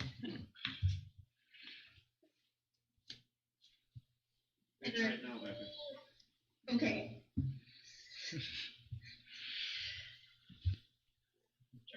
So our goal right now is to take the new standards and align them vertically from K all the way up to 12, and then pick curriculum and textbooks to support those standards in each of the different grade levels. And so Mr. Hutchins and I will work at the secondary, and then Kelsey will help at the elementary to get that alignment completed, and then to pick texts not necessarily to drive the curriculum, but to support the standards.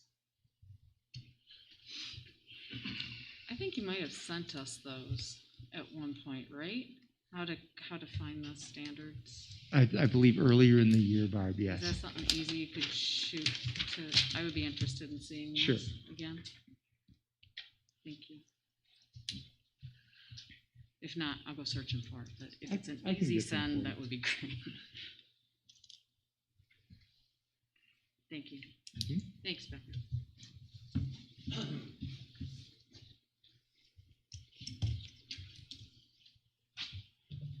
Any other questions for Becca? All right. Thanks, Becca, for joining us this evening. Thank you. All right. Marion, you want to give us a CISA 2 update? I just have a real quick report tonight. So we had our meeting on Tuesday, April 20th, and Ed O'Connor and Elizabeth Freeman gave a talk about their work with Wisconsin Heights and implementing system change and So it was really interesting. I haven't received the presentation, but I can forward that on to Nate and he can share that. And then we had some discussion about the delegate convention, which will be on June 15th. And I am up for re-election, hopefully, this year. So I certainly enjoy serving on the CISA board, and I would like to continue. So thank you. Thanks, Marion. Thank you. All right. So moving on to finally discussion items for the evening. First up, we got down as a CISA 2 Jedi virtual school option. So not that long ago, I think we had all of the current board members. Bill was not on the board at that point in time, but had the opportunity to walk through both buildings and see, especially at the middle and high school, what concurrent teaching looks like, where you have students in front of you, and then you have students online and trying to do justice to both groups at the same time. And that's been a really difficult balance for our middle and high school teachers as the year has progressed. Obviously, we have most of our students in person at this point, but we still have some that are virtual. And part of the Wednesdays that we have had up until this point is to try to reach out to those students and keep them on pace, make sure that they have time so that they're successful as well.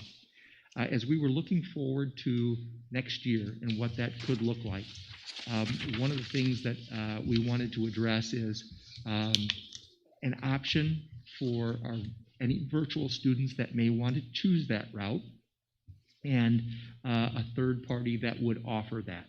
So there are currently 13 districts in southern Wisconsin that go through CISA 2. Marion's report kind of touched a little bit on that out of Whitewater. And so they have their Jedi virtual school. And what they do is, unlike ours, this is a pre-K-12 curriculum.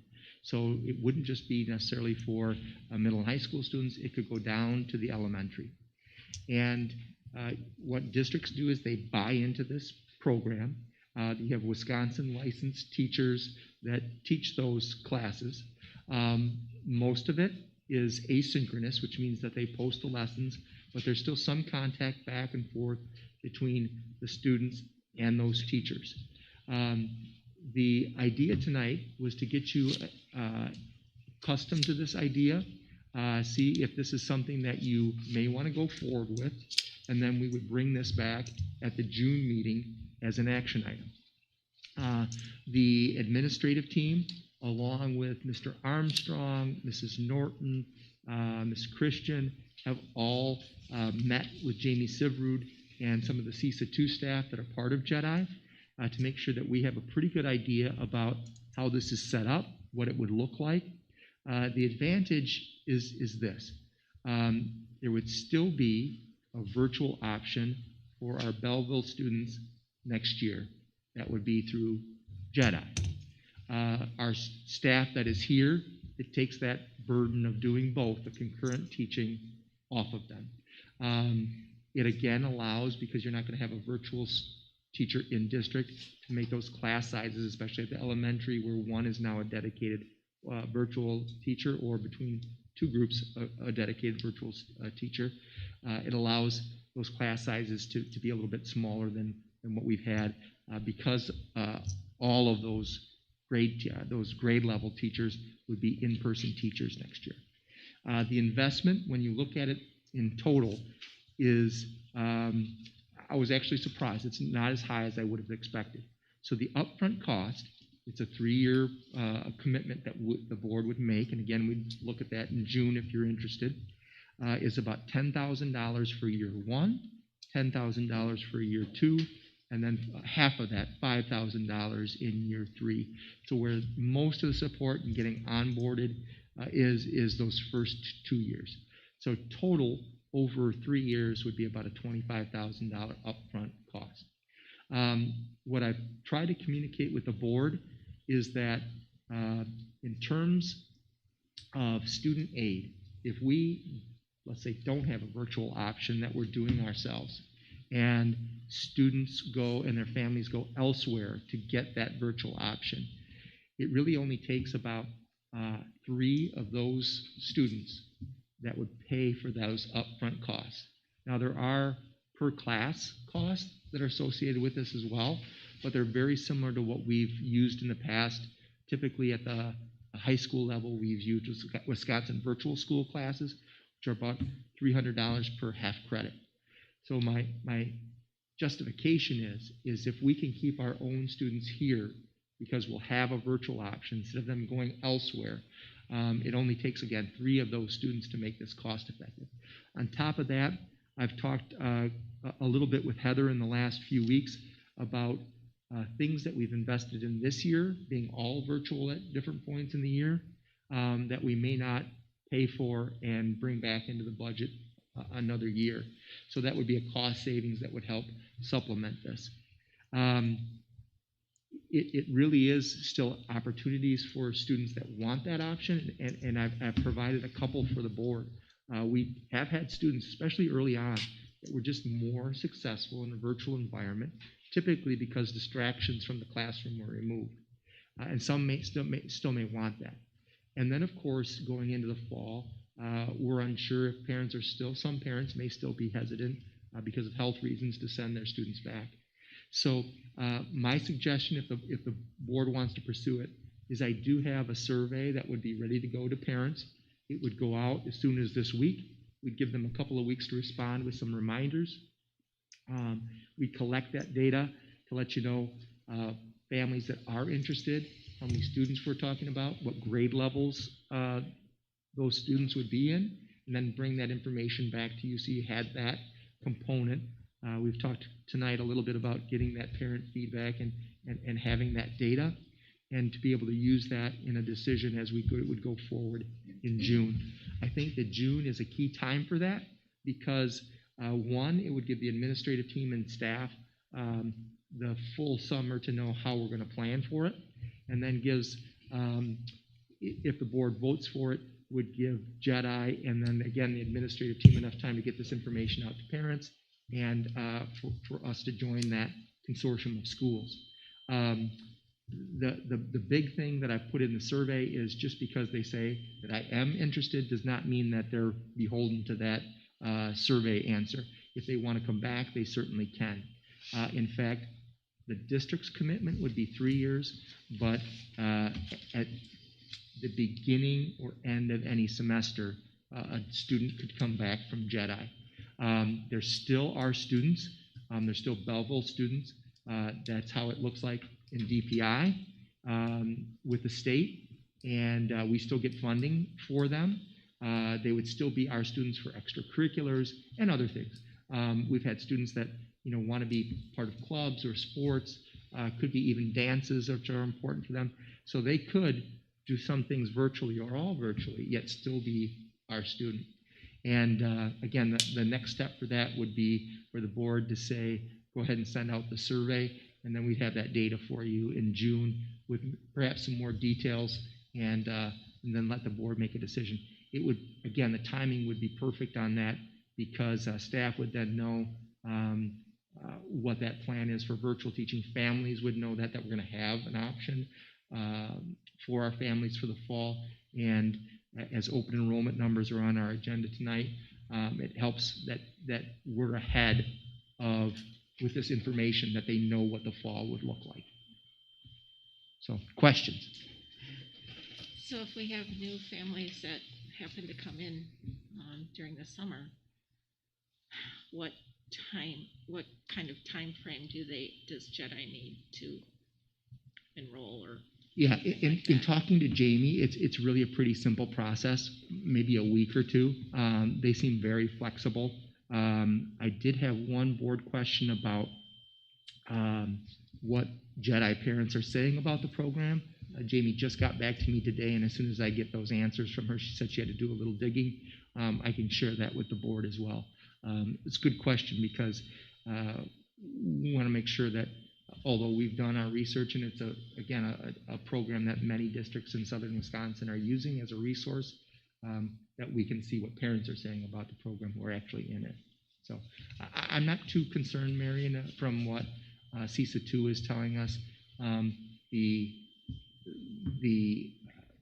I guess onboarding with new students would not take a long time. So we could even get students in registration in August and have them in that system as long as we had it set up ahead of time.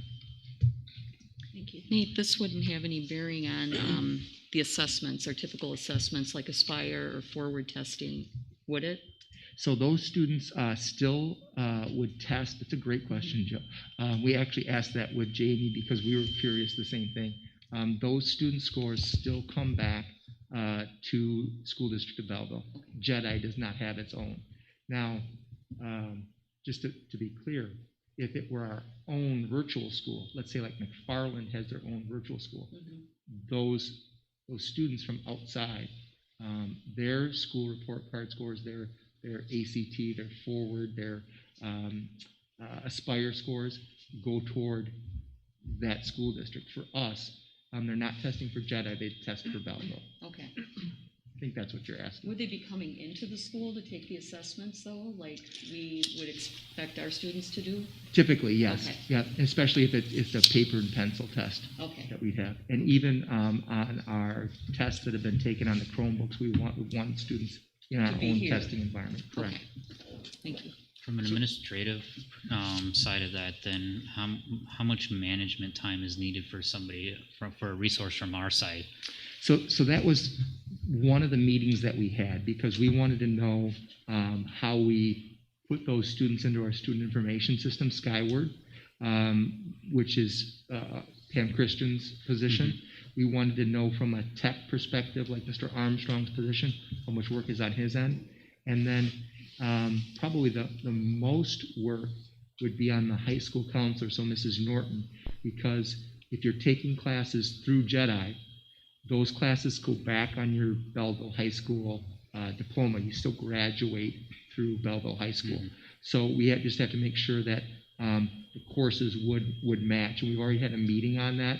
And again, that's something that once we make a commitment to that, if we make a commitment to that, then they work with our high school counselor to make sure those courses match up. We'd provide a computer for the kids, I'd assume? Actually, JEDI provides the computer in that case. Oh. Yeah, CISA does. Yeah. I mean, I think we owe it to research this some more. I mean, just alone to our staff to take that off, that pressure off.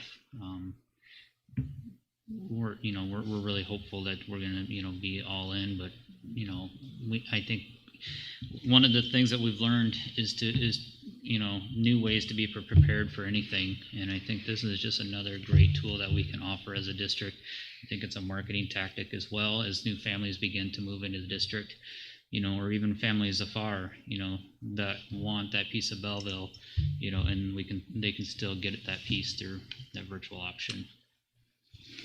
I have a question. You've listed a per course fee versus a full-time fee. Is there an option for students in this program to just take a course or two virtually and still enroll here as well? There is, yeah. Okay. And so in the past, what we've done, I'll give you a good one, is through the Wisconsin Virtual School, you could take an American Sign class. It's been a pretty popular course. I would say 1 to 2 students at the high school have taken that course through Wisconsin Virtual School. You could have that same course, though, taken through JEDI. And that usually the way Mrs. Norton does that is she will schedule that during a student study hall. And so that's sort of their dedicated time to work on that virtual class. Anytime we've had a student that says, I'd really like to be online, this was before COVID, we've always started slow because it does take somewhat of a different skill set to be really successful at online classes. They're self-pacing, there's sort of independence and responsibility, and so we've always started slow. But to answer your question, Bill, yeah, they could take one, and there's a plethora of classes that we don't currently offer. Even heard Jenna talk about like AP courses, AP language courses. The AP course is a little bit more expensive, but it almost opens up our selections that we don't currently teach in-house. And then when you talk about essentially having 3 students enrolled to offset the cost, that presumes 3 full-time. Full-time, correct. Which could be made up by multiple students. True. Okay. Yeah. Wouldn't that be 3 each year, each of the 3-year commitments? Yes. Okay. Yeah, that's right. So I guess, and I agree, a survey would be a great idea, but in the wording of that, because we have the COVID situation, which some people are going to want to choose because of that, quite possibly. And then just looking at, would they still be committed those next 2 years? I don't know if there's any way to, you wouldn't hold them to it and yet at least have the thought. Yeah. Once they say that they're interested, that's a good point, Barb. Once they say they're interested, and we go to collect their student names and grades, the instructions on the current survey that I have ready to go, if the board wants to do that, go in that direction, actually says that either the counselors or the principals, even the secretaries, will follow up. So once we get a list, we'll follow up with them. And that could be the question that comes out at that time. Are you thinking just this year or maybe even beyond? We have in the last, during the 2019-20 school year, lost students to virtual schools. This was pre-COVID. And again, this would be an option for them to stay Belleville Wildcat, but still have that option for them. That would, I think, be the route there, is when we follow up with those families, how deep is your interest in it? Do you want to pursue this? That would project out into year 2 and then year 3. Well, I think too, following on Barb's comment, I kind of feel the same way too, where I think it's really important in that first survey to emphasize that it's not just a COVID solution, it's an educational solution if you're interested in any online, not just to keep you out of COVID stuff. Sure. I think adding on top of that, what Barb and Bill said as well, is even going as far as reaching out to the families that have opted out, of the district, and to see if we could garner any interest in them rejoining the district through the virtual option.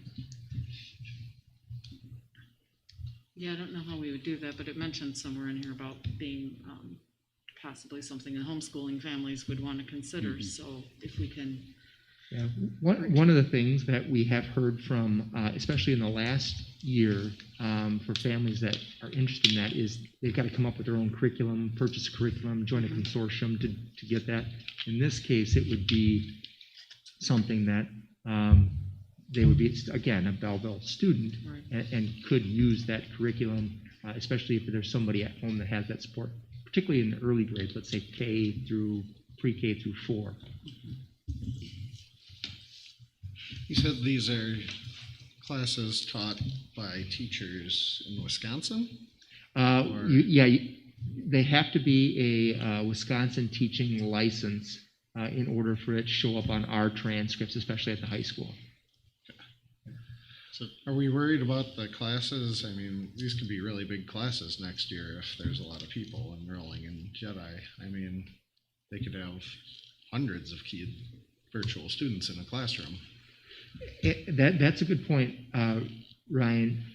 I don't think you're going to see that same effect. For example, one of the things that we struggled with is when we were looking for options for last fall, is people were so inundated. I think the opposite is happening now as students migrate back into the classroom. Some of that pressure is being relieved. In speaking with Jamie from CISA 2 and Jedi, she didn't have that concern that there would be these enormous classes. In fact, there is, in their program, some teachers want to take on more because you can earn more with the number of students that you have in your classes.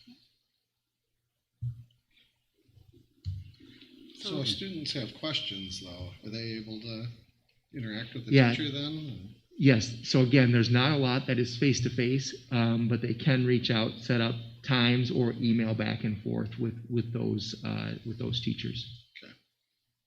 I know in the list of schools there were a lot where there were plenty that were more our size. Is there, and forgive me if this was already addressed, but I know we talked about hearing from parents and students who might have done this. Is it possible to connect with some of those schools and just get, administrator to administrator, get some input of how well it's gone for them? Yeah, and that's the other thing that I think when I had reached out to Jamie to say, hey, can you give us what your parent surveys look like in terms of satisfaction, especially if I've got any district data. Some of those are in our either in our conference or sort of out in those general areas, and I could reach out to those superintendents on what they thought. But I'm not sure how many, although you have the general list, I'm not sure how many from each of those schools there's students who are participating. I'd rather call a school that has, let's say, 12 kids in it than one that has one, because I think you get a better idea of how successful the program is. Yeah, good point. Okay, great. All right, so are we in favor of having Nate send out a survey and doing some more exploration then? Yes. Sounds like it's a very positive option. Yeah. Okay. All right, and I'll come back with some data for you for June. Perfect. And one last question I had, Nate, too, is if this was to be an ongoing thing year over year, right? We'd begin forecasting this, but I guess the 10,500, is that just to get those first 2 years? Is it more of an onboarding to get us up and going with them, and then 5,000 every single year after that? So as we get into year 4 and 5, it just remain 5,000. That's my understanding. You wouldn't have to start back at the 10,000 in year 4. Okay. So I think that is a little bit better too from a budgetary standpoint. Right. Okay. Perfect. Okay. No more questions about Jedi right now? Perfect. All right. So next up on the agenda then tonight is a policy 167.3 regarding public comments at a board meetings. Nate and I have had some conversation about this. We've had a few complaints now dating back, as Nate had noted in here, July of 2020. About our policy on public comments at board meetings, one not being enough time for the public to be able to comment on and limited to 30 minutes. So we as we were discussing, and we've done a lot of things right. We've got, as a district, we've done a lot of things right as a board. And this is one of these areas that maybe we can bring back up to visit, since we've had a few complaints on. And just kind of revisit this. Do we still feel that these times are right? Do we have ideas that we can modify?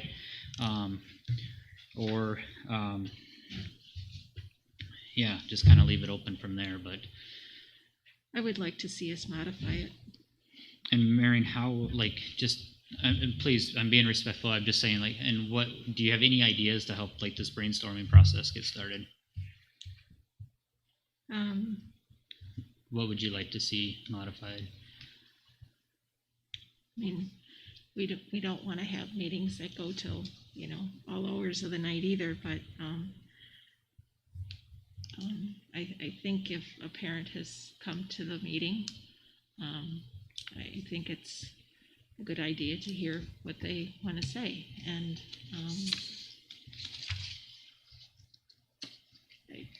I think they'll be respectful of our time as we're respectful of their time. So. Sure.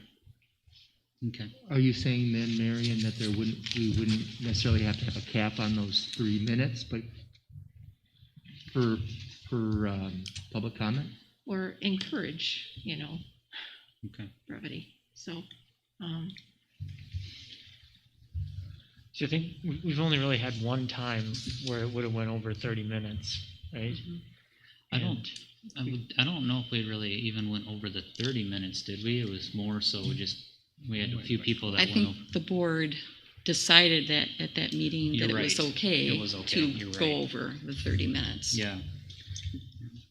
So I think Mike's right. I think we did have one. Yeah. Mm-hmm. I have a tendency to agree basically with what Marion's saying. I think if the public is coming to a board meeting, they're obviously here because they think something's important and they have something to say, and they probably deserve to be heard. In that regard, I guess I feel like it would be more sensible to flex a little on the 30-minute cap rather than on the 3-minute cap. That I think you can pack a lot into 3 minutes and get your message across. And if there are a number of people that have things to say, you extend that 30 minutes as needed rather than having somebody speak for who knows how long. Yeah, and to give a little bit more background, as to my understanding too, is that the 3-minute point was to really to try to get the community person that's speaking to drive to that point rather than fill that time with a long story of how we got to wherever we are. I'm just using that as an example, but really to try to drive the point that they're trying to make. And so I would personally kind of tend to agree too, as well as that I would like us to still keep to that 3-minute period, and I think we can then, I'd almost say as needed, extend 30, past the 30 if we had, more than 10 people speaking for the night. I think you're right. I think my recollection of this was that when Angie Edge was president, it was an issue because we had, at that point, she wanted to keep things concise, and we as a board agreed to it at that time. And I do think that 3 minutes when you're talking is actually pretty long if you have concise comments to make. One thing that I did notice in the policy, if you look at letter E, it does say no participant may speak more than once on the same topic unless all others who wish to speak on that topic have been heard. So it's not like they can't come back and speak again. I'd be more inclined to extend the time limit as a total, as you and Bill have said, than I would be for the 3 minutes. I think it's important that people are concise with what they have to say. To me, that's the whole purpose of it. And if they have more to say, they can come back, according to E, and ask to speak again. And they can come back and speak again, but the presiding officer can always put an end to it if it's getting a little bit excessive or crossing some sort of a line. Yeah, I mean, as long as they're, maintaining decorum, I have to assume that no president would say you can't speak again. Yeah. Right. I think that's the purpose of item E, and I wasn't on the policies committee, but I have to assume that item E was probably a standard from Neola that they probably use in many districts. Yeah, and that's what I kind of default to as well, is that, this is a standard, as we adopt the Neola policies, and I think that, you can get a lot of information across in 3 minutes, and deflecting to that, E, and maybe that's something we can say as an announcement too, when whoever the president is that is reading in the opening public statements, is that, you do have the option to speak again, following item E. Okay, all right. Let's throw another thought on here. Let's a couple go. things. Number one has been brought to our attention, and I think it might be a nice olive branch to put out to our community that, we're listening to you. We might want to extend it. So I'm looking at the policy, and D says each statement made by a participant shall be limited to 3 minutes duration. I guess I would suggest perhaps 4. 5, it's getting long, but you have differences within people as to getting nervous or, different things that can go on that take away from things that they want to say to us, and that's just natural. Mr. Bussey tonight saying he gets nervous, and I'm thinking, really? Because you do a great job, and but everybody has their comfort level with that, and I think it might buffer it a little bit. What they practice, and I'm sure they would practice, may practice at home, is totally different when you're standing in front of us.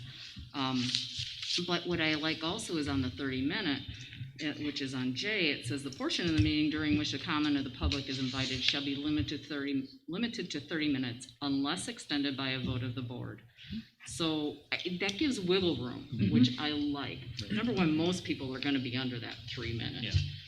It doesn't happen that often, so I think bumping it to 4 might be a nice option just in case those things that I already mentioned, but perhaps adding something where it gives a little more wiggle room as opposed to an absolute. It's been a pretty soft 3-minute limit. has. It has, Yeah. because it's come up a lot, and typically it's a non-issue. Right. It really isn't, but it gives us that wiggle room in the case that, Well, and I that we think have something. every time we've had to stop someone, they were within 15, 20 seconds of the end of their thing. And I think interrupting them with 20 seconds left is, it's kind of counterproductive. I think maybe 4 minutes could and it be throws enough. them. So it's hard for them to get that out. I was also thinking too, as one thing I thought about is like at church, the pastor's got a timer up on the wall that he can see, like on the back, that so you can see how much time he's got left in his sermon, and would that be helpful as well too for the person speaking to be able to see that time counting Just down? to see a timer counter behind them. My guess I don't know. is that would make them nervous. You think it'd make them more nervous? Okay. It's just an idea. Done. Yeah. No, just an idea. Yeah. But okay. I mean, Well, I wouldn't mind seeing it extended to 4 minutes, and then, I don't think we're gonna, you never know, but to go over half an hour, it's so rare, I don't think it's a big issue for us here. And if we're going over a half hour, We're there's probably something gonna going wanna on. talk- We yeah, need to we're hear. gonna and we're wanna probably talk going to about it listen to it anyway. anyways. Yeah. And that's why the chat sessions that we have prior to the meeting, I think, will help that conversation and That's a good the point. community coming in and talking to us about their concerns. So Okay.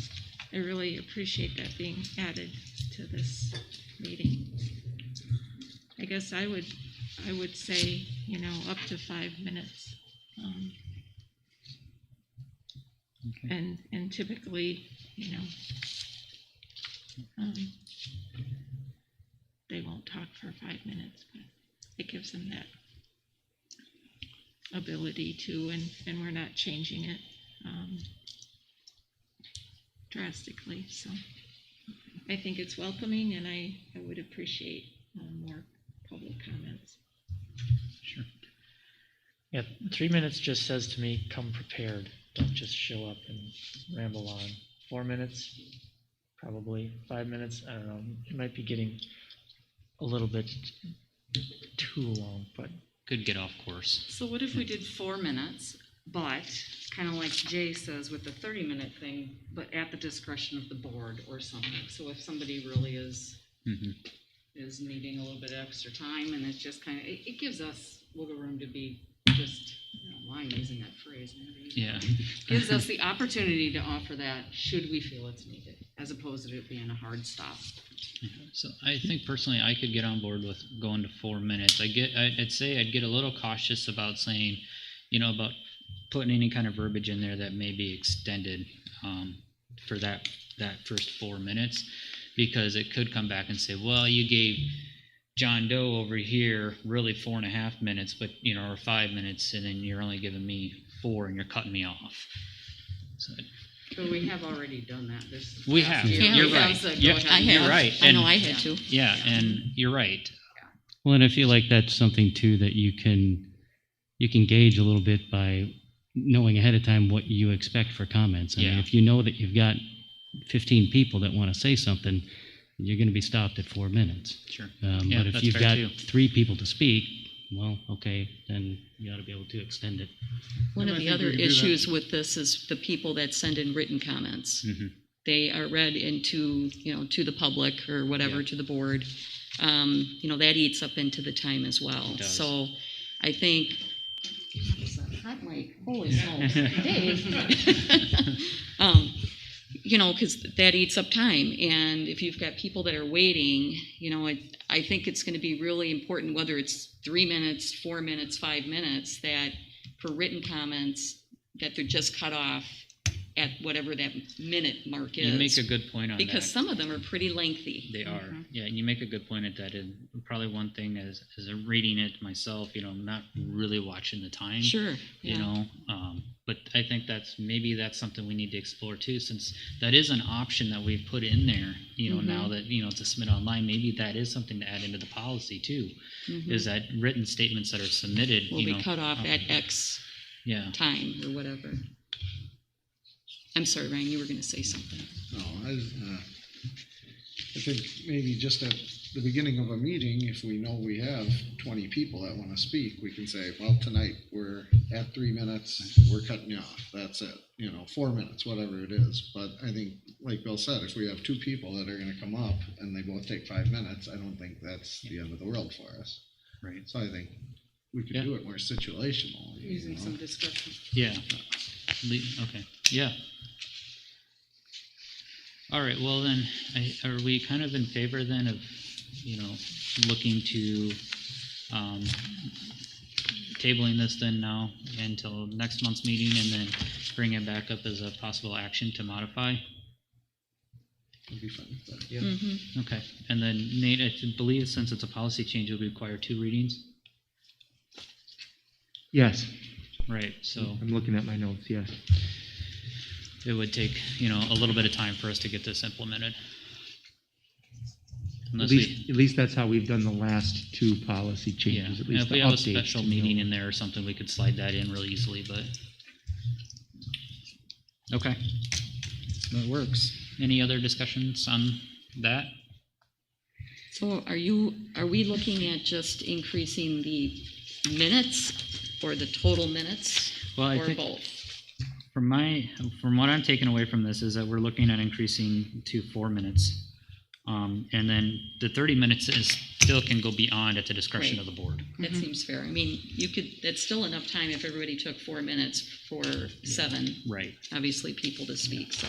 I guess the only other thing is right now it says it takes a board vote. I think we've honestly just looked at each other and gone, hey, do we want? Yeah. Coming up once in Right. whatever years I've Yeah. been here, so. Right. I don't know if we need to tweak that in order to go by policy or not. I think maybe that's where it could kick off too in the beginning, right? Because we kind of know who's all talking. We know how many comments are submitted. That could be something brought up, just saying, hey, we have X amount of speakers this evening. Take a vote right off. Take a vote right off the Yep, bat. that's a good point. Yep. Okay.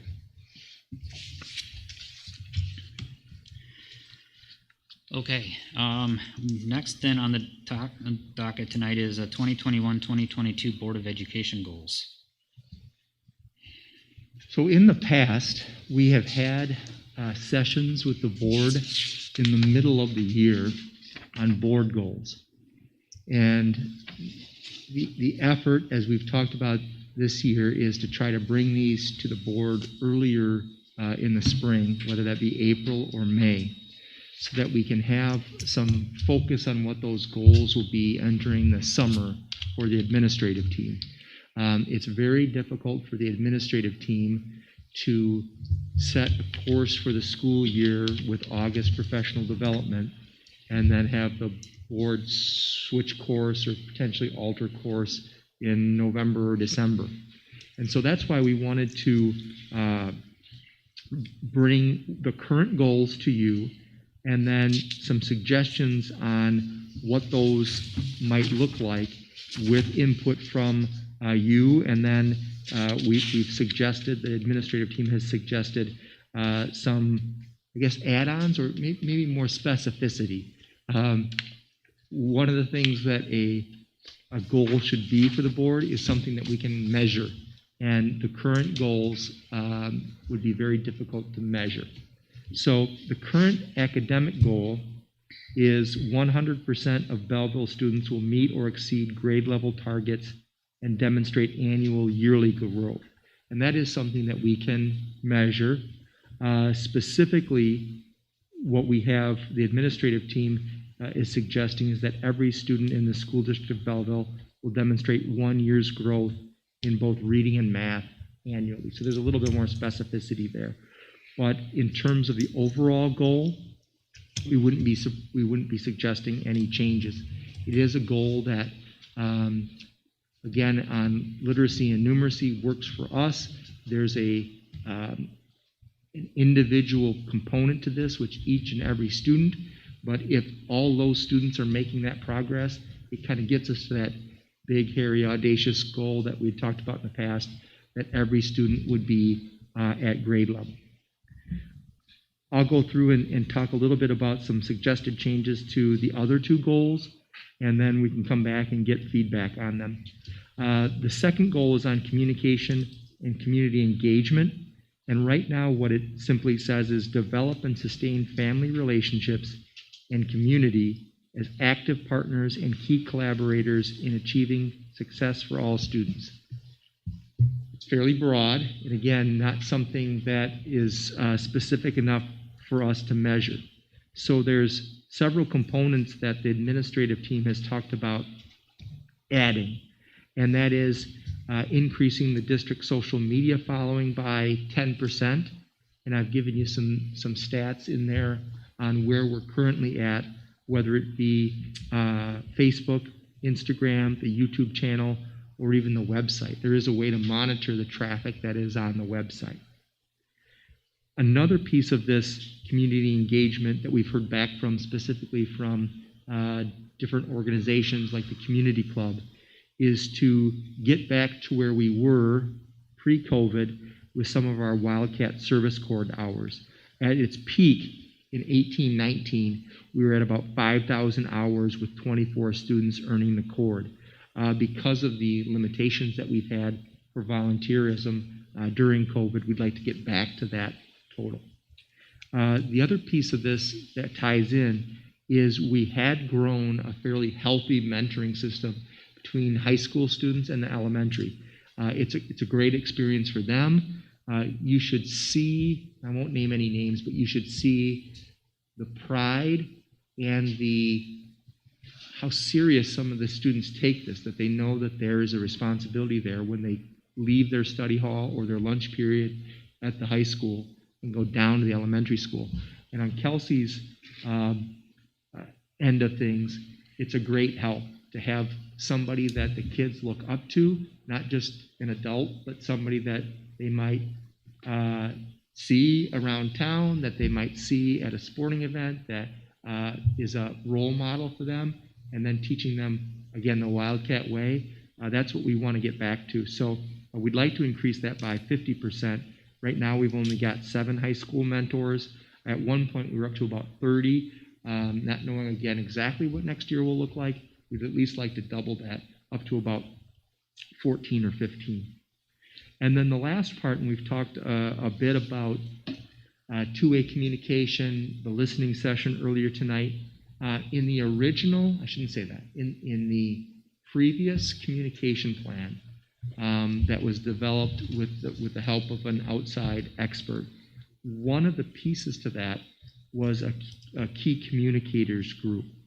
And what the administrative team would like to do is to get volunteers to be part of that group. We would want representation at each level, so we want elementary school parents and middle school parents and high school parents.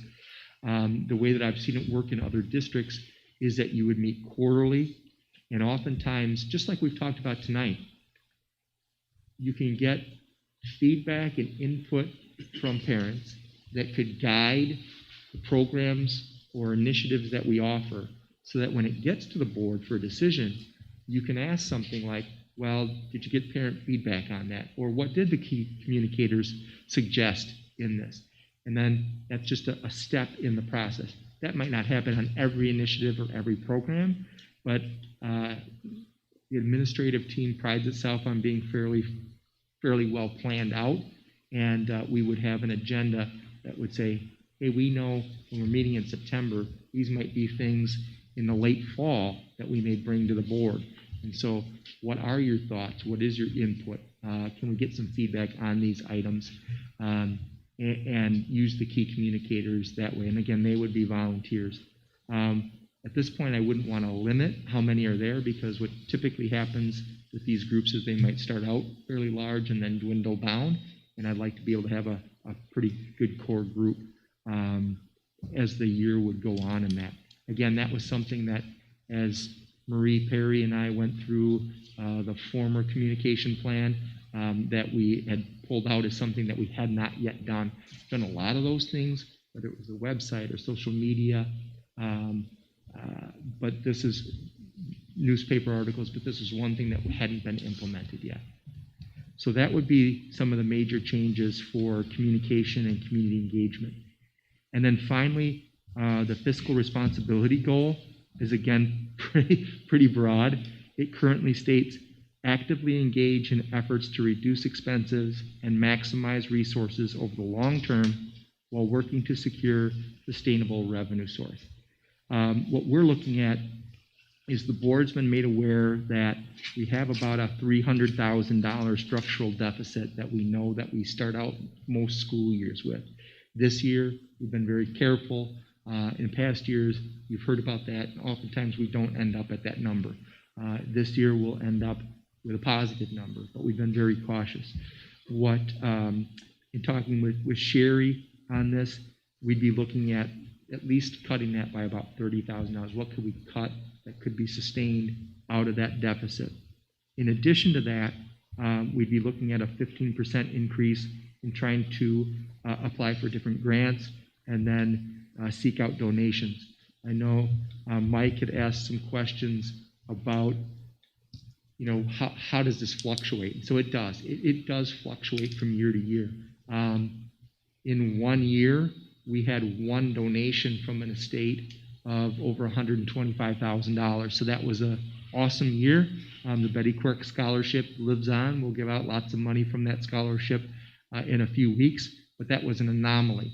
Typically, we are closer to what you see this year in terms of donations, around the $30,000 mark. Oftentimes, those are a combination of individuals that are donating or local businesses that are donating. And then finally, the grants. We have become obviously more active in writing grants. You heard about the Fab Lab. That'll come up a little bit later today. We've gotten some peer-to-peer mentoring you've heard about. You've also heard about some of the social emotional grants that will be coming up. So that, again, changes from year to year, but we'd like to base that 15% increase off of what you currently see. So it gives us a number to shoot for and, again, a guide as we go through the year on are we hitting these marks and what else can we do. It is easy for the administrative team, especially on a busy day. We get an email from DPI, an email from CISA about a grant. It's like, I don't have time for this right now, delete. Instead, it's like, okay, let's put this aside. When we have a little bit more time, we'll look at it and see if it's something that's for the school district. So thoughts on any of those? Again, very little change proposed to the academic goal, much more specificity suggested in the communication and community engagement goal, and again, more specificity with the fiscal responsibility goal. If we've got some kind of consensus tonight, then that's what we'll build, the administrative team will build around as we enter into the planning months of the early summer.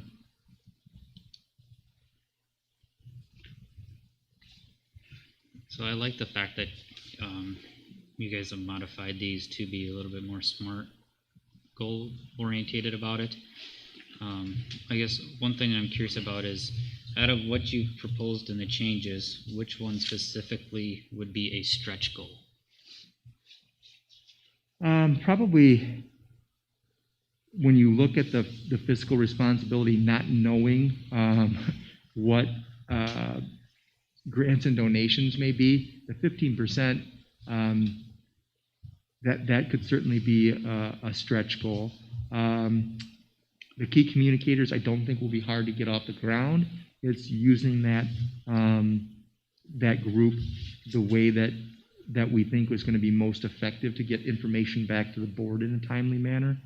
I can also say that the Wildcat Service Corps, when we had 5,000 hours and 24 students, that was building up over a period of years and at the peak, and so we're really talking about getting back to the peak at this point. Part of that, though, is Heather and I know Mr. Loshaw now, have been working on building up that program at the middle school as well, to try to get them used to working their hours. I know they're planning again a water park trip for students that had met that service goal at the middle school this year, just to get them prepared for high school. Sure. Which goal would be the easiest to attain? I would think, but I don't know this for sure. We were fairly conservative in our social media, but when you look at like the website hits, we're not sure, because that was right after the new website launched, if there was a lot of initial interest, and that's going to be hard to get month after month. Instagram, we added a lot of a lot of followers right away, having done some posts. Not sure how much that will grow. Facebook, again, is something I know the communications committee has talked about, and looking at districts that we know are doing it really well, that are our size or smaller, and looking at what they're doing and getting advice from them. Facebook continues to perform pretty well. I don't know how much that feeling, how much more we need to push. There's some that don't do well, and we can predict pretty well right now, like which posts are going to do really well and which posts may not perform as well. But there's still information that's going out, even in the post that might only get 600 views, for example, as opposed to 2,000 or 3,000 views. Okay. I really like all the bullet points under the communication. I guess I would like to see that under those, more bullet points under like the academic goal. We have in our collective commitments that we're going to keep an unrelenting focus on student learning.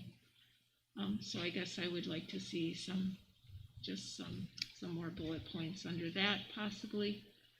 And then under the fiscal responsibility goal too. Is there something in particular you'd want to see in, I guess when we're looking at the fiscal responsibility, we're looking at reducing our debt and then looking at other revenue sources. Anything else specifically that you might want us to explore? Winning the lottery? Chiller. Oh, the chiller, Yeah. yes. The chiller from 2 years ago. Bringing the band. Not anything specific, Nate, Okay. but I really do like the detail in the communication goal. I think, I don't mean to interrupt you, Marion. I think when you would see the level of detail, which I didn't share in because it's got a lot of student personal information in. I believe at one point I may have briefly shown you that in my own evaluation. When you look at the detail that both the middle and high school and elementary school have in that academic goal, they're literally looking at each and every kid. So there's specificity there, and then how their scores are growing, maintaining, hopefully not regressing, but we're really looking at each and every one. Yeah. So part of this is like creating an overarching goal. So then with our school teams, we would create all those bullet points that would go into our school improvement plan. But the whole point is having the big goal, so then the school and the teams have buy-in as to what are those things that we're going to do to meet this overarching goal. But if we lay it all out for staff, they're going to say, oh, okay, great, you already did the work. We want the teams to do the work, so they're vested in what they're doing, and so we lay that plan out together. But if we know that this is still our overarching goal, we'll individually make our building plans with the teachers on what we're going to do to get there throughout the year. So then when we have that school improvement plan in the fall, then you'll see all of that broken down. Yeah, I mean, we usually get those numbers and we see, oh, these are the 25 kids who didn't make progress in these two areas, right, and we want to focus on them, kind of thing. Yep, exactly. So, don't go anywhere. Of course. Because I would like to hear, and maybe from Heather too, we talked about the academic goal, I remember quite some time ago, and just the wording of it, I would love to hear, because you're not proposing a whole lot of change, but that every student, I love excellent goals that are striving for academic advancement, but at the same time, it just hits me as a goal that we'll never hit, and that can be deflating to those trying to hit it if they're, I don't know. I can speak to that too, Yeah. Because we've had this conversation even within the last year, and maybe from the elementary viewpoint, you can add to this, Kelsey. But one of the things that we talked about was if it's not every student, then whose parent are we okay with saying, well, we're at 90%, and if your kid falls into that 10%, that's within our goal range. And so we've talked about that as a staff, and we're okay with that. I mean, I know the middle and high school, having worked obviously more closely on that goal in the past, sometimes we're down to a very core group of kids.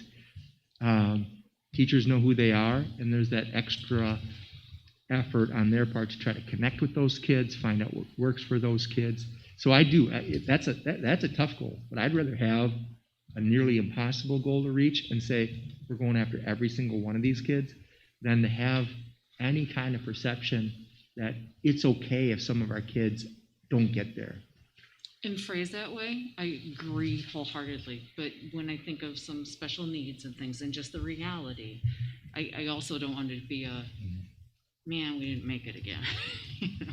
Yeah, So but I think, if you're good but with that's it, I also why we understand. focus on growth instead of proficiency, because 100% proficiency is probably not realistic, but can every student grow? Absolutely. Sure. So that's why we shifted that to growth, and this has been really powerful for our teachers too, to be able at our level to look at their class and say, okay, my instruction's working for 18 of my 20 students, but what do I have to do differently for these 2 kids to help them make a year of growth? Like, what do I have to shift just a little bit? And so it really has become If more it's that kind targeted. of a motivator, great. Yeah. Okay. Yeah. Super. And I would just add one, sorry, Kelsey, add one thing to that. At the middle and high school level, we have actually in the last couple of years started to have the students set those growth goals on their own. And for a student to comprehend, I want to, and how we use is STAR normally, it gives you a grade level, a current grade level. So if I'm a 7th grader, it could say 7.2, 7th grade, second month. If they want to achieve a growth goal and say, I want to get to 7.6, they understand that that means I might need to make 4 months of growth. But if they see I'm at basic and I need to get proficient, that's an idea that they don't understand. So when we talk about growth goals, at least at the middle and high school level, they understand what that means, and it's achievable to them when they see those numbers.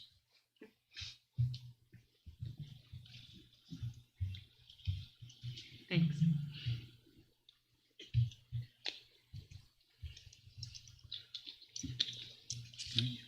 So with that said, I like it too. I like that it's measurable, and I think that's a really important point that you added Yeah, on. when we did chuckle a little bit because these goals would have been, and again, I know some of these have been around for multiple years, so going back, this would have been something maybe like 7 years ago that we would have put out, and it's like, okay, but then there's really no way to say, yeah, we met it. Here you'll have some actual data that we could have at the end of the year to say, we, yes, indeed met it, or here's how far we fell short.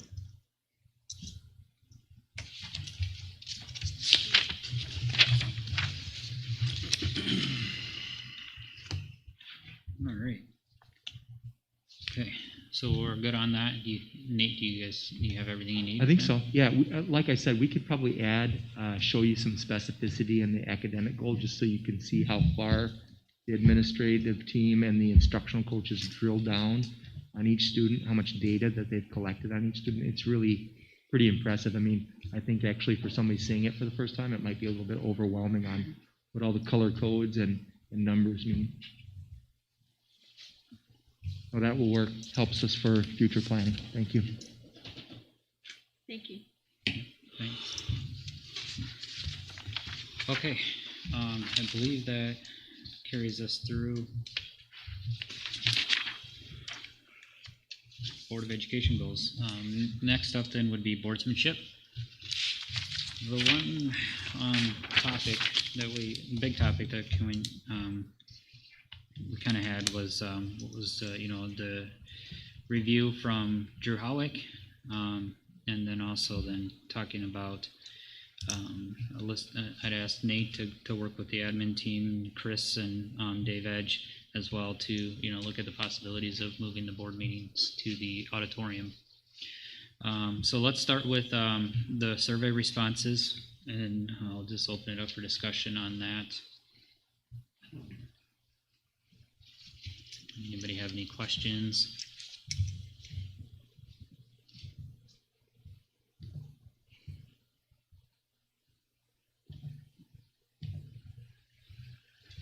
I like the idea of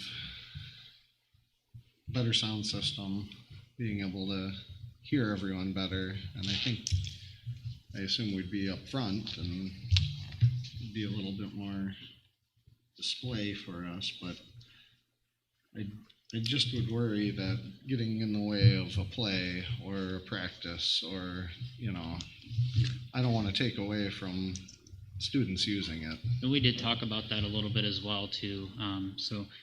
But before we get too far down that road, Ryan, if you don't mind, I'll just finish up on the collective commitments with Jude Howitt.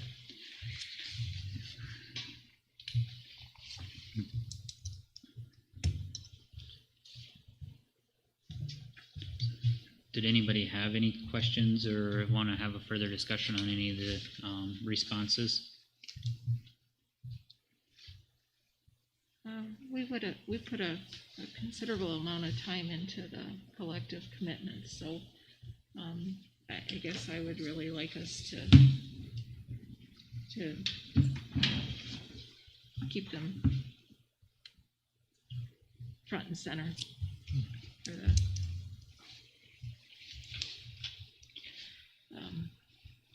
Drew also had a comment on the first sheet he handed out, and you said it the other day, Nate, and I can't remember it. But presume Best intentions. best intentions. So anyway, I think one of the things that I was reminded of as well too is just continuing that cadence of topic review. You know, the big points that we covered with Drew, and something maybe Nate can help out with as well too. Is just we keep a cadence going of the major talking points. We do have that on the board calendar now to be able to come back to some of those and review our collective commitments on a more regular basis. I think we've got it on there 3 times a year. Yeah, perfect. and I would like to see the board continue some kind of professional development work over the course of the year. I do have 2 other copies of the Speed of Trust if anyone is interested in taking one home tonight. If you did take one the other day, if you're done with it, please get it back to the library before it's due. But I would again? Reminders. Right here. I think it's the 17th. During a discussion with Nate, there's several other kind of personality trait analysis things that we could do. I would encourage us to do that so that we can work together as a board and challenge and complement the current admin team. So. To your point, Mary, I know with Bill coming on and not knowing some of us as well, the 2 that we've used that I've used in the past, one is from a book called Discover Your Strengths, and it actually uses a Gallup survey that you would do individually, and then you can see where others line up, so you can see maybe people that you share some of those strengths in common, and then others it might just be an aha moment for you because you're like, okay, that makes sense that they have these strengths, and you can be able to see that as a board. There's another that is Discover Your True Colors, and there's several different colors that are based on personality, and I've also been a part of that where then you can see, well, you're orange, and I can see that I'm a different color, and that makes sense. Like, okay, I might understand you a little bit better now because I'm reading what those personality traits that are assigned to that color. So just to get to know each other as individual board members a little bit better. Those are 2 that we've used in the past that I think are pretty simple and not super time consuming.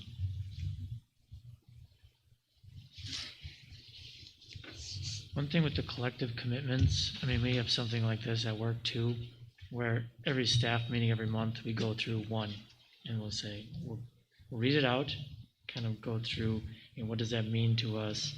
What's an example of this being applied? Stuff like that, just so it keeps it in your mind more, rather than every 3 months or 4 months where it can kind of get forgotten. Maybe during boardsmanship, we just go through or 2.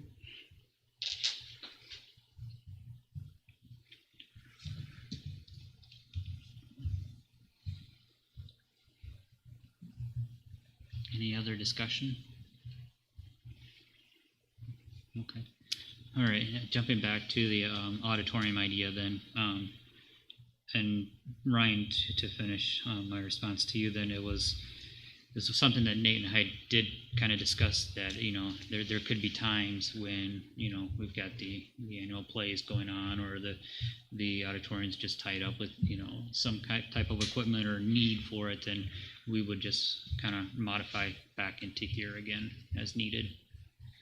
Or if we had a special meeting or something, we would still just plan to convene in here. But there was some advantages as well too, as Nate kind of noted as well, as the larger screens, a little bit easier for us to see, more clarity, as we all know the struggles with this projector and trying to see it as well, even from the back of the room. But overall, just sound experience is better. Now the fact that we're streaming all of these monthly meetings as well too, will give us a better experience as well for the families watching at home.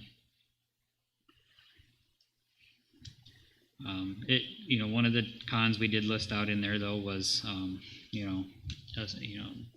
there could be someone could argue that a separation between, us, sitting up on a stage and the community sitting down on the floor. We kind of talked a little bit through some different ways we can kind of mitigate that as stuff as well too, and but it is a meeting of the board as well too. So I think that there's something to be said for that, and then also to keep that community engagement going. We continue with down this path of having these engagement sessions as well. I think are a great idea, and they should continue. So it being a meeting of the board, I want to be close to the people that I'm talking to, Mr. Perry, Mrs. Green, you. And if we're on the stage, it'll be fairly flat. I mean, we can curve it a little bit, but I still feel like I might be farther away from the person on the other side. The downside of this, I can't see Mrs. Vinnie very well and be able to engage if she's trying to get something in, or her reaction to anything that I'm saying. So that's the downside of this current configuration from my perspective on this far side. That's fair as well. Yeah, and moving these tables back and forth sounds like a lot of work for someone. Not me. Yeah, not me. Yeah, it was it was a topic to Nate and I brought up to Nate, and we kind of had some discussion on.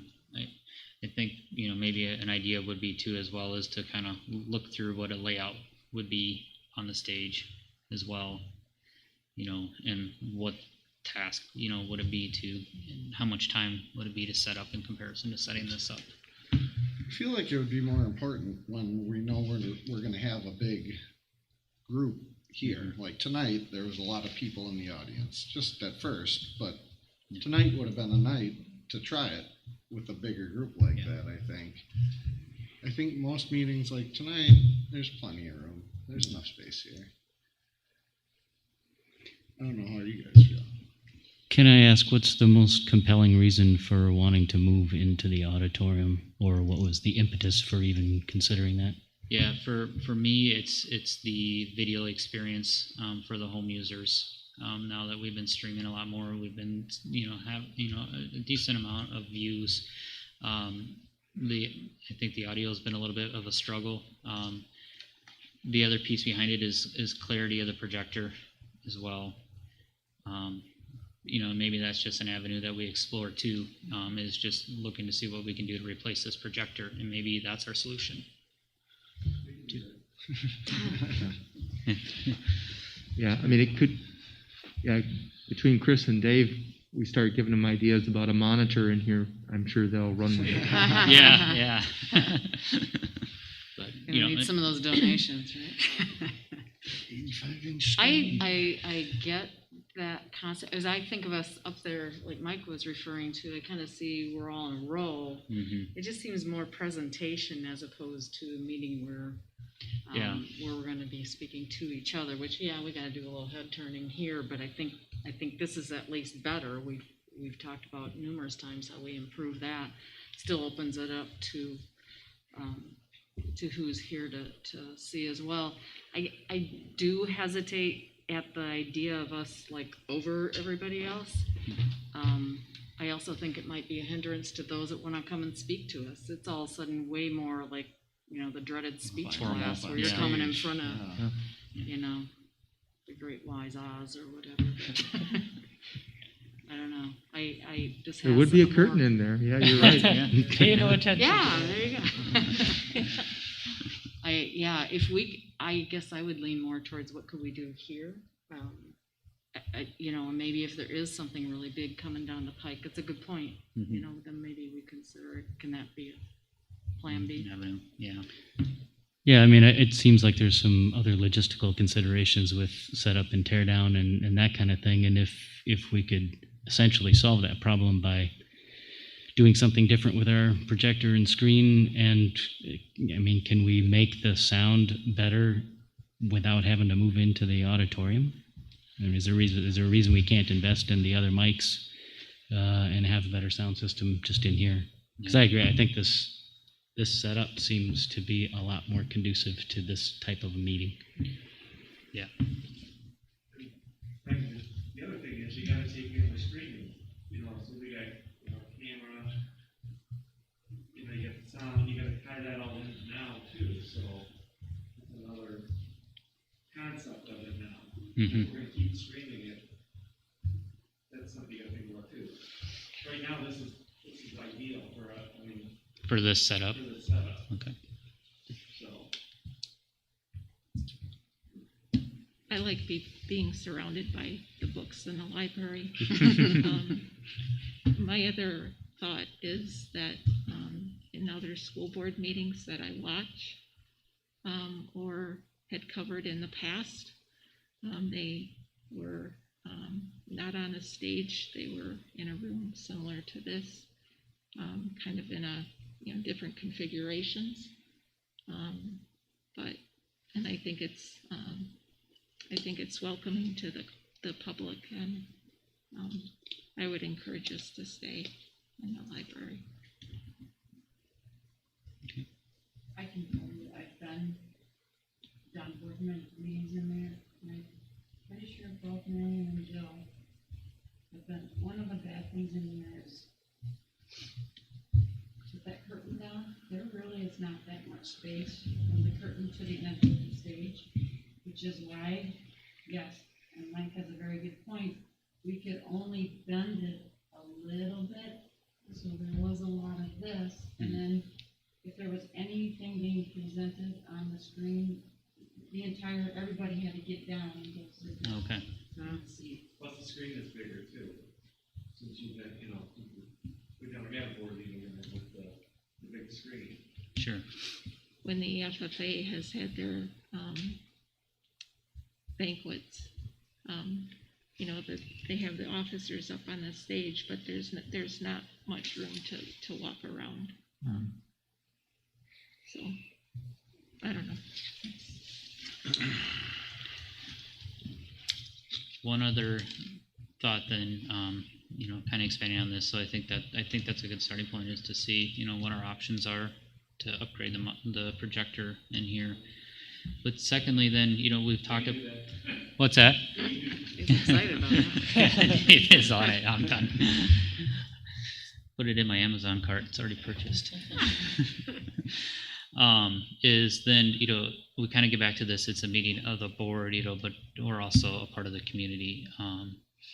So this current layout then in here, would you like to see us closer together, or is this about okay distancing? Seems reasonable to me. We've played the what do we do at the tables game a few times, haven't we? Yeah. What's that? I said, we've played the what do we do at the Well, tables no, exactly, game. exactly. I think Well, we all my just thought kind of is landed here after. one thing that I mentioned to Nate is we have a couple tabletops that I could donate that would basically, we wouldn't require these. It's a great big trapezoid tabletop that would fit 12 people at the table. But it would require Mr. Newman's help to put some legs on because it's just a tabletop. The one thing that I guess I would think about with that is when you do have speakers and we're listening to speakers, if you put anybody facing that way, those people looking that way are essentially going to be in the way. So essentially, this the thought is that this is a trapezoid, so it's set up for presentation, so nobody has to lean over, and so we would all be sitting on the side, one person on the end. Gotcha. As well, so nobody on the bottom of the trapezoid. Right. Yeah. So it's an idea as well too for us to consider. So just a few ideas, but I think we got a good starting point. Then it was just a topic I wanted to share, to see and engage everybody's feedback. So outside of that, then that is all we have then for under boardsmanship. We've been at this for a little bit now. I'd like to take just a quick 5-minute break, if that's possible. And then we'll continue on through discussion action items. Should we do a photo for the website? Well, I was going to ask before we get, thank you for Ryan, because I was going to ask, is this something that we want to postpone for just a little bit? Because I do kind of like Barb's suggestion that she had earlier in the night, and it's partly my fault for forgetting to start this off at the beginning of the meeting. But Barb's idea was for us to actually take this photo outside so we could take our mask off. I'd rather have it outside. So, and I kind of like that idea a little bit better as well. That would be fine. Would that be acceptable to all? Okay. Nate, does that work? Yeah, we can do it next time, sure. Okay. All right. Okay, quick 5-minute break and then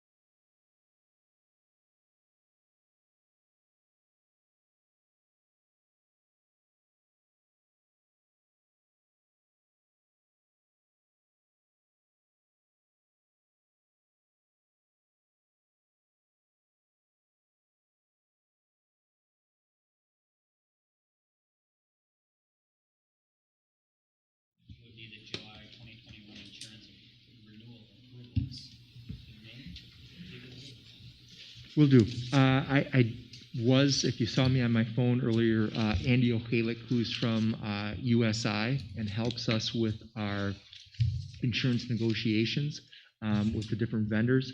He was going to come on tonight. I told him at this point in the night, I think I can answer any questions that the board may have. So really, this is coming to you for three reasons.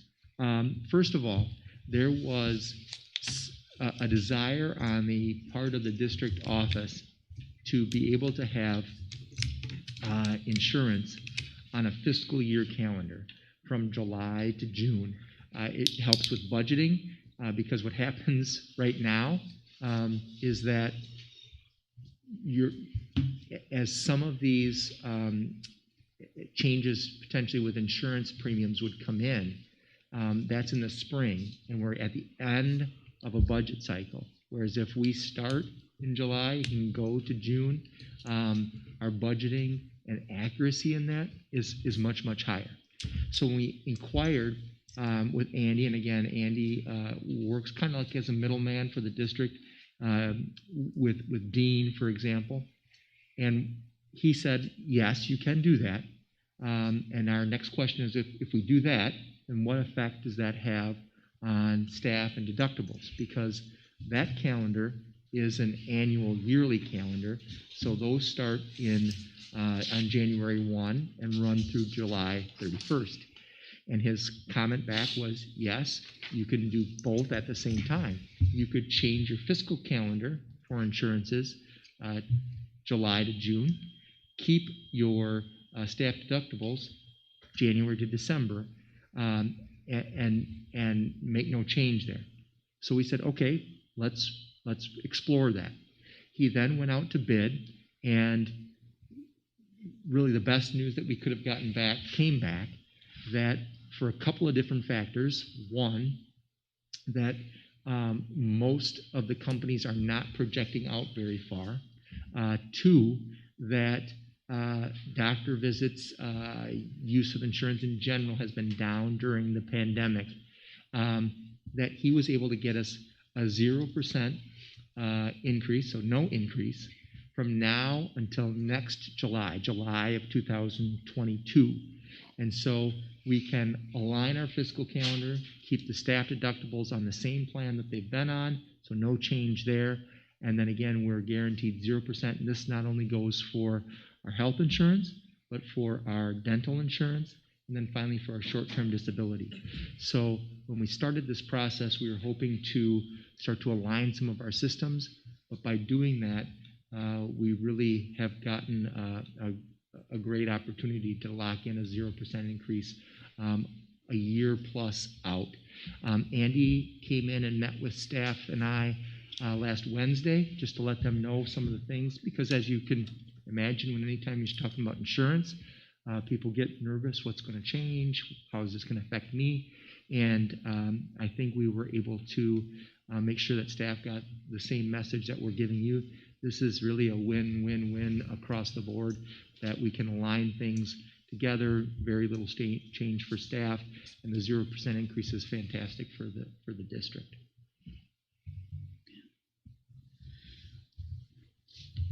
So with that, is there any discussion? Okay. Yay! I will make a motion to approve. You got a first by Barb. Is there a second? Do I need to finish reading Oh, that? you probably should read the rest of it. Health, dental, and short-term disability insurance to the July to June fiscal year while keeping the staff health high deductible period from January to December. Second. All right. A first by Barb, a second by Ryan, after I interrupted for the excitement. All in favor say yes. Yes. Yes. Any no's? All right, 7-0. Perfect. Okay, pool fees for 2021. Again, very little change there. Remember, with the pool not being open last year, what's coming to you tonight, we've looked at quite a bit of this already, but are just the fees themselves. So we're really going back to what they were in 2019. And in talking to Kelsey and Mrs. Trado, again, we've increased the wages. We want to see what that budget will look like not knowing how many, people we're going to have at the pool this year. Before we go into any increase, we'd like to have a year to look at that. And then if there's any need to increase, we would come back a year from now to propose that. So they're comfortable with where they are. And if you look in the swim packet, you can see the fees. Again, resident fees for swim lessons are not there. You can see the non-resident swim lessons, some other classes, and then the daily admission as well. And so those would always all stay static from 2019. And we'd reconsider that after we've had a year of the pool open this summer. Okay. Perfect. Any maintenance issues? Yeah. The one that is coming up now, and we've had to do it every 2 to 3 years anyway, is painting and patching the pool. Yeah. But usually where you have that is near the top of the pool where the water is not kept in. And because it hasn't been used in a year, there's a little bit more than we typically would have. What we're looking at now is there's one that is about a 2 to 3 year.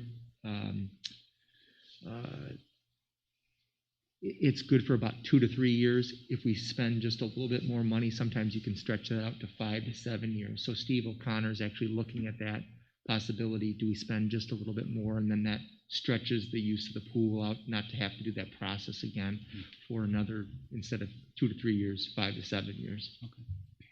And that's just a more expensive paint, or? It is. It's. I think what they do is it's the patching and then what they use in the paint. Kelsey may have a little bit more there, but Typically some epoxy-based paint. We had our first cleaning day this Saturday. Jean and I were there with the kids for about 4 hours, taking everything out of the pool house, kind of analyzing everything, scrubbing it all down, moving everything back in, and giving the kids their to-do lists over the next 3 weeks. We already brought a couple of our guards back that were considering not coming back from the pay raise, so thank you very much for that. We definitely appreciate that. And they're trying to talk a few more of our veterans into coming back. But things look good. We need to repaint the floors and some things along the walls.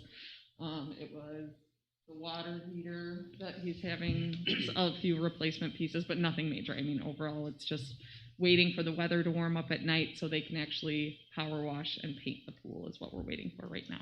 So. Yeah. Sounds good. Thank you. Do you have any idea of like how much life is left in this current pool? No. I have no idea. No. Like, I think it's still in good shape. I mean, honestly, what we need to do is replace like the big pump. Probably would be our next step. Is the main motor and pump that. We've replaced some big filters, but I don't, maybe 7, 8 years ago we replaced it because I remember it like started on fire before we were supposed to open, and we got a new one in and things like that. But we still made it in time for that 6th grade pool party. But that would be, I think, probably the next big purchase is some of those replacement parts. But I think everything is still in really good working order because of the maintenance that's been done over the years. Nice. We're switching to chlorine instead of bromine has really cleaned things up a lot there too, in terms of just the way that it functions. The baby pool is the one thing, as we've talked about, that's in rough shape. Yeah. But if we think about moving towards that splash pad and replacing that, I think that'll be a huge attraction for this area, and then the pool should have a lot of life left. It's a really nice little pool for our town. It's going to have to rival Verona's splash pads. Well, I am ready to plan that. Have you heard of any chlorine shortages? Nope, not so far. I haven't heard of anything. I read something today. So. I sure hope not, because we need a lot of big barrels. Okay. Thanks, Kelsey. Thanks, Jean, for all your work as well on that. Okay, so then is there a motion? I'll make a motion to approve the 2021 swimming pool fees as presented. I'll second it. First by Ryan. Is that a second by Mike? Correct. Okay. All right. All in favor say yes. Yes. Yes. Any noes? All right. 7-0. All right, and then next up would be the 2021-2022 CISA 2 annual services contract approval. So if you look at what the board has and look at 2020-21 services and then what we would like to renew, it is an exact match from what we've had in the past. Becca Johnson goes through, looks at what we need to have. There are times when we will investigate other CISAs depending on pricing or what they have available. But you can see that the professional library is something that we've used a lot. Like LLI books to buy new are really expensive. And what we've been able to do is to borrow those from the CISA library and then have access to those, especially before a purchase like that. You can get acquainted with it, make sure it's something that you would want to purchase on your own.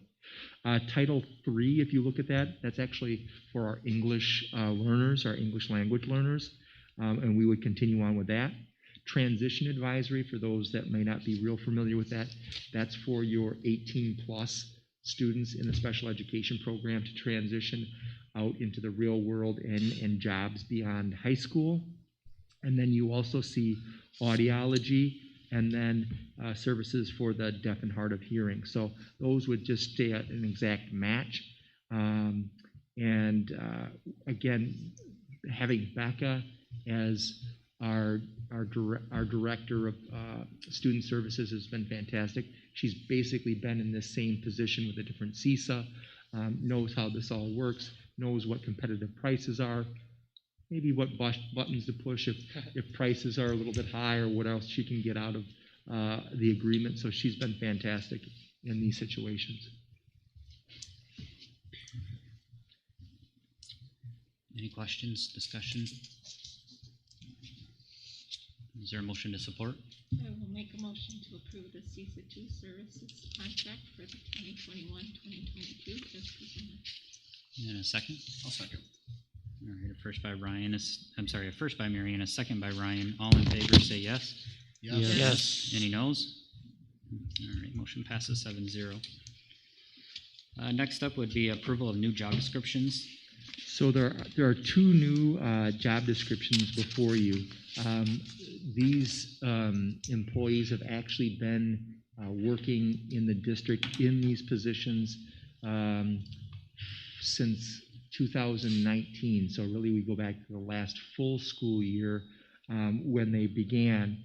I did get a question from one of the board members about why these weren't brought in May. I don't have a great answer for you other than potentially at that point in time they were not sure if this was going to continue on. But I can tell you that between the playground instructional assistant, that's 10 hours, but we could find more hours. We're not looking to expand that, but that's especially for supervision, what's now become a critical role. And then the bilingual resource specialist. So if you think about how the district functions currently, we've got an EL, an English language coordinator, who does have some administrative duties, but also is a teacher. And then you have another EL teacher that also teaches middle school Spanish. And then this role really plays in more so at the elementary than at the middle and high school, but does become a key component when you have native speakers new to the country. And we've had many in the last few years that have come directly from like South American countries, not speaking any English, only Spanish, and to have someone in that position that communicate with home, can communicate with the students, try to reach them at their level has been critical. So I was asked also about like the process of this in the future. If we were to hire anyone this year or in the next few months, for example, and those didn't have job descriptions, I will tell you that as a district administrator, I would always bring these to you in May, if not sooner, when we also have the letters of intent. This, because we haven't had them approved by the board yet, I wanted to bring now so that you're going to see them on the letters of intent. And actually, we have a plan to meet with these employees to say, you've had some expectations before. Here's what the board has approved, and there'll be some slight changes in what we expect of employees now that the board has been able to see this. Kelly also did a good job at putting this into a form that the board has seen before, so it matches our previous job descriptions. Perfect. And I think when the board did the tour too, we saw Liliana like actually in the classroom working with the student as well too. And I don't know, my opinion is she's been a great resource. But, Kelsey, do you have anything else to add for? No, I don't know what our exact numbers of English language learners are right now. I want to say district-wide, still closer to 30. Closer to 30. So you think about students that don't have access to anyone in their native language except for 3 people in the district, 1 at the middle school, high school, and then students who are trying to figure out school at the elementary school on top of not being able to understand people around them. They've been, between Pam and Lily, they've been absolutely essential to building our program, and it's becoming a very strong program. I mean, the work that they're doing to be able to integrate into the classroom, not have to pull students out all the time, modify assignments, start to make families feel comfortable coming into school to do things even as simple as summer school registration, where before they would not have been comfortable doing that. We had a full house that night to have all those families register because they feel comfortable with the people that they're working with. So it's been very important. It's been a very good program that Pam's been working to build. Thanks, Kelsey. Is there any other discussion? If not, is there a motion to support? I'll make a motion to approve the job description for playground and instructional assistant at the elementary school and the bilingual resource assistant for the district. I'll second it. First by Ryan, a second by Jill. All in favor say yes. Yes. Yes. Any no's? All right, motion passes 7-0. Next up would be the addition for the requesting for the approval of a new elementary school special education position. So I'll backtrack just a little bit. When several months ago we had come to the board and had listed out many different options of what staffing might look like between the middle and high school, and we ended up with 2 first grade positions, right? A 1-year position at first grade, and then a regular position at first grade. There was a lot of thought going into where's the greatest need, and then where we'll be able to adjust in the future. What you see before you here is kind of a similar process. We do have a retirement of a special ed aide at the elementary school. And so some of this has to do with where do we get where can we be most effective with our special education students? And we certainly could replace that aide once the discussion started, and then we got into budget as well, and costing some of the options out. What Sherry and Becca found was you are going to receive an increase in special ed flow-through money, and then you're also going to receive an increase in special ed aid in general. So what we're getting in total special ed aid is going up. So then you add that in with a special ed aid retirement. And in speaking with Sherry about this today as well, and I doubt that Becca is on right now, but going over this with Becca, and you can see Becca's notes on how this would work out in the budget. Again, this would be a cost neutral way. Sherry says maybe even a cost savings when you look at the aid that will be coming in, and then by us not replacing a special ed aid, you can actually get a teacher, which will help lower the caseloads at the elementary school. Right now there's 2 full-time special education teachers at the elementary. This would be a third EC. Yeah. With early childhood 3, this would add a 4th. If you look at how that compares to the middle and high school, it would be then very, very similar. Also got Kelsey's input, because when you take out an aide, sometimes you take out some supervision pieces and things like that. And will that still work? And overall, the consensus was we're going to get, we'll be able to be more effective have, again, smaller caseloads, more impact on students. And again, at this point, we think cost neutral if we go this route. That wouldn't have been the case had the special education funding stayed the same as it has in years past.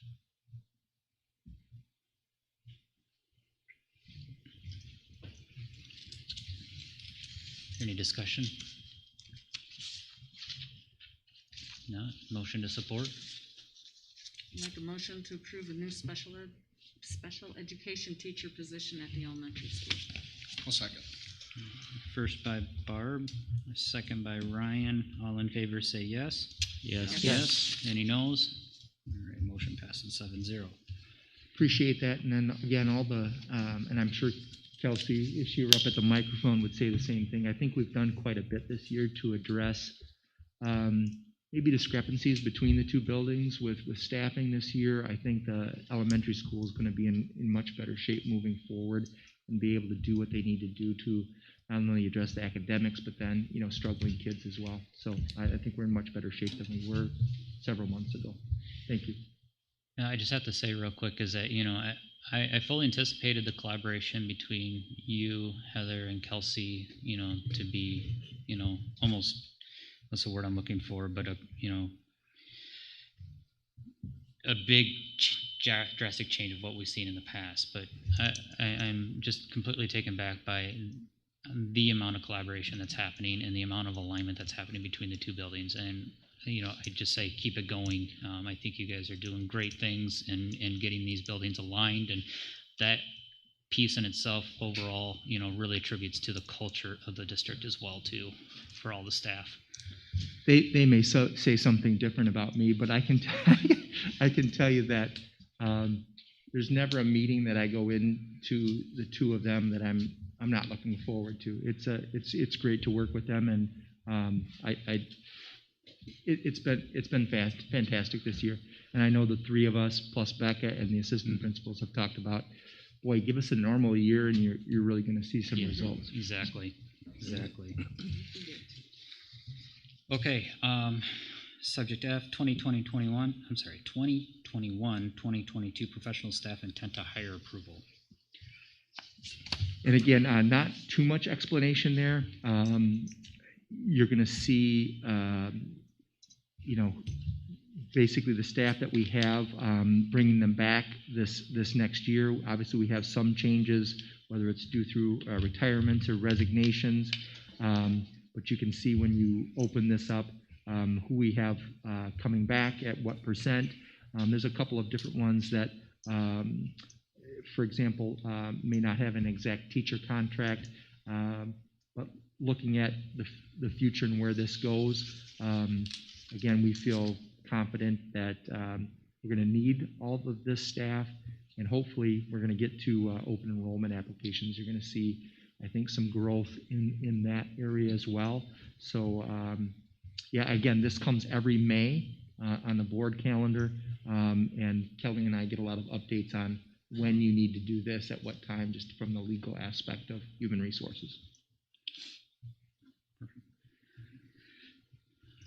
Any discussion on staff intent to hire?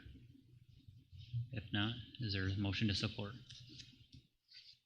I'll make a motion to approve the 2021-2022 professional staff intents to hire as presented. All right. I second it. All right, a first by Ryan, a second by Jill. All in favor say yes. Yes. Any noes? All right, motion passes 7-0. 2021-2022 support staff intent to hire approval. Again, very, very similar. Obviously, we've kind of addressed one of these with the retirement and with your earlier motion and action. The other thing that I do have in here is, and part of this is what the board had asked for. For example, the administrative team is now working through all of our evaluations. That includes people that probably haven't been evaluated regularly in the past. That would include like our buildings and grounds director, our athletic director. All of those staff are being evaluated, including secretary support staff. In addition to that, I included an exit interview. This is something that the administrative team worked on. We had gotten some input from Vicki Adkins, who now she's retiring, but for like Kelly's group, she would be the leader of that group with personnel administrators. And so she had sent us 5 different examples. We went through them, and as an administrative team, looked at a couple of different examples that we liked, created one for Belleville, added some questions, again, went through that as an administrative team. I know Kelsey's already done one exit interview. I think I've got one Tuesday or Wednesday. And for us, this is a way, whether those are resigning or employees are retiring, that we get feedback on the way out. What are we doing well? What can we do better? We even ask things about, again, leadership in the building. We ask about staff morale. So we get maybe a better sense, and we let them choose. They can do that exit interview with me. They'd rather do it with a building principal, whoever they feel most comfortable with, so that whatever information we're gathering is accurate and they feel comfortable having that interview. That hasn't happened in the past. No, and I'd like to thank you for doing that. I think these are really great questions, and I'm hopeful that we'll get some good information. Hopefully you won't have to give this interview too often, Right, but right. They're really good questions.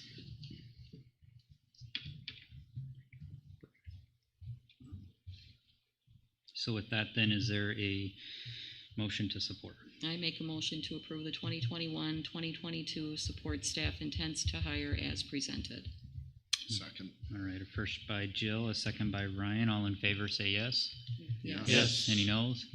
All right, motion passes 7-0. Next up is a Fab Lab grant approval, which we got a nice presentation on and coverage on, so congratulations to everybody involved in that. You've heard obviously quite a bit about this in the last week or so. There's no submission to the Wisconsin Economic Development Corporation, but I just wanted to make sure that the board knew about this. We don't need board approval for it to go forward, but when you see the $13,000 coming in and then the $6,500 added by the district, I wanted to make sure that the board had that on the agenda. This is somewhat of a dance. So when Heather says to me, "Are you okay if we apply for this?"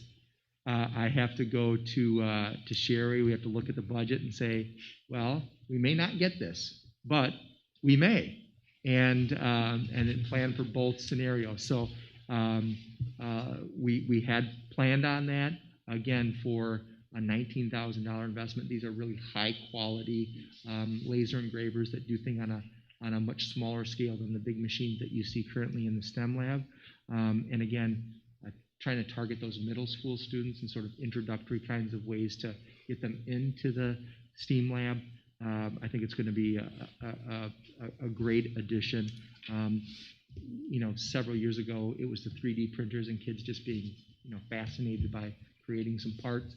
I think this will be very, very similar.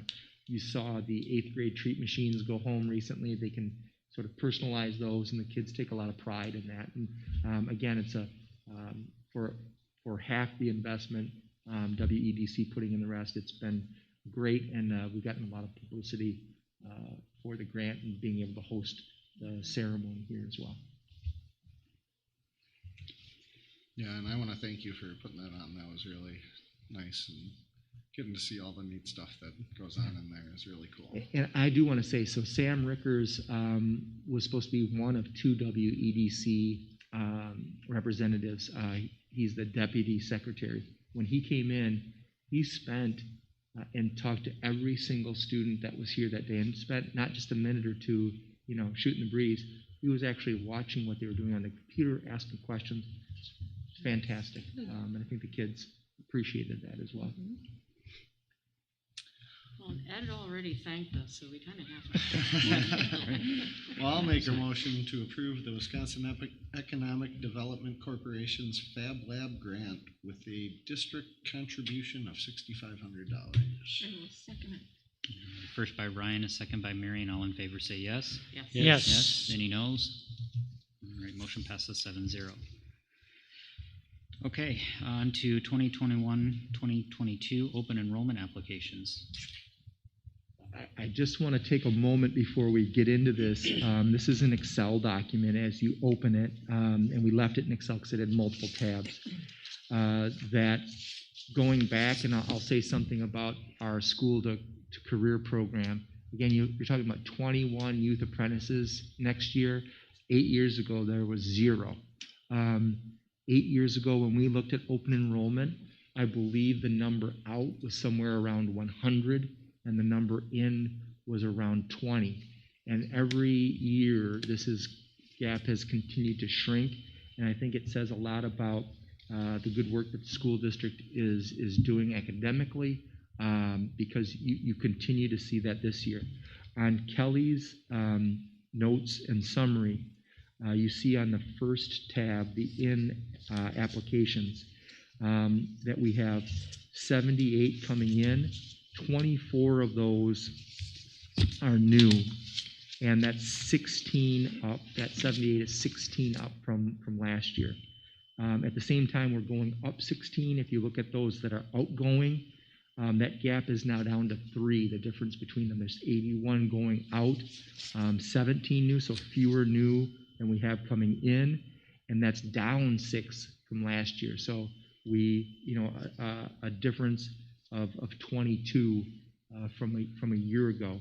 And again, credit the building principals, because now we know if someone's going to leave the district, we know exactly the reasons why they're going to leave the district. We've had personal conversations or phone calls with them. I can't say that years ago that happened. And so we have a pretty good pulse on what's occurring. And the other thing is, and you heard about this, is word of mouth. Parents are talking about their kids open enrolling into Belleville. It's a great place. You should look into it. And again, I don't think that had happened in the past either. So it's wonderful. And we've had maybe something key to look at is if you see sort of I don't know what I want to call that, mauve color of highlighting. What that shows you is those are current Belleville students that have physically moved out of the district but want to stay and come back to Belleville even though they've made a physical move. And I think that, again, says something about what's happening here, that they want to stay here. So. I would credit those interviews to turning this around. So thank you to the admin team for continuing that. And I know you played a big part in those initial interviews, Nate, so thank you. I think the color you're looking for is pink salmon. Yeah. All right. So with that, is there a motion to support? I'll make a motion to approve the 2021-2022 open enrollment applications as presented. I'll second it. All right, first by Ryan, a second by Trevor. All in favor? Yes. Yes. Any noes? Okay, perfect. 7-0. All right, then on to board reorganization. So as we know, this annual, at this meeting every year, we have the opportunity to reorganize the board for the 4 officer positions, and then also to refill the committee commitments as well. So with that, then, Nate, is there anything else? I'll go through the officer positions first. I'll make a mention for nominations. Anybody that may nominate can. Anybody that is nominated does have the right to decline if they so choose. With that, then I'll make 3 verbal attempts for any more nominations. Following that, then we would move to vote. So Kelly's gone through and given us all a ballot as well. And so again, we'll start this off then with the president role for officers. Are there any nominations?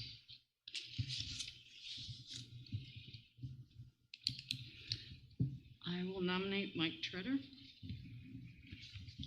I will second that.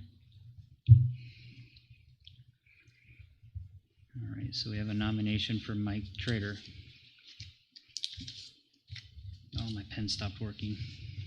Does anybody have a backup pen? This thing has been going in and out. I got an extra one. Okay, thank you. Mm-hmm. All right, thank you.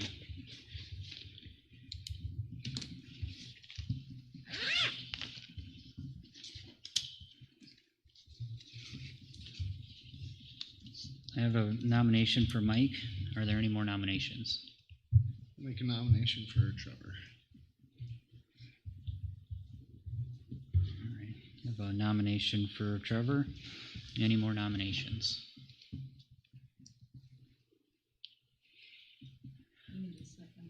Oh, I need a second for mine. Okay. Is there a second for my nomination? I'll second. Okay. Ryan, and a second by Bill. All right. All right. All right. Are there any more nominations? Are there any more nominations for president? Are there any more nominations for president? Okay, then I'd ask the board at this time to fill out your ballot, please. Make sure that you sign and date.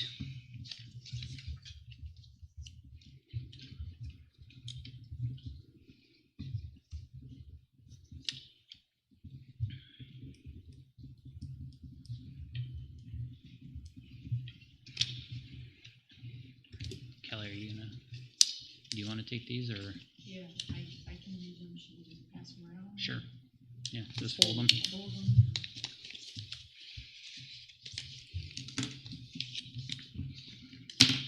Oh, just, yeah, there you go. Just hand them all down in one pile.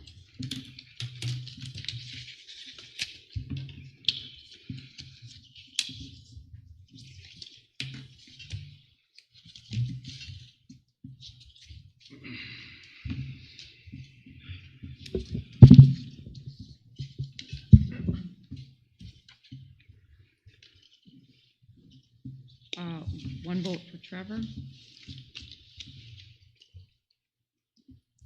One vote for Mike. Another vote for Mike. Another vote for Trevor.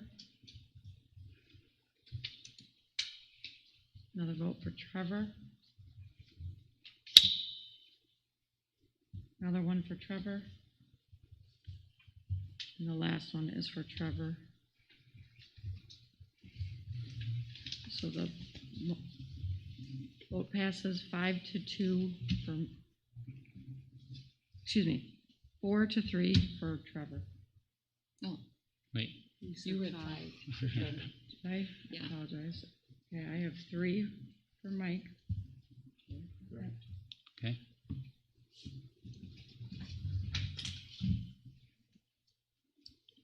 And 4 for Trevor. Okay.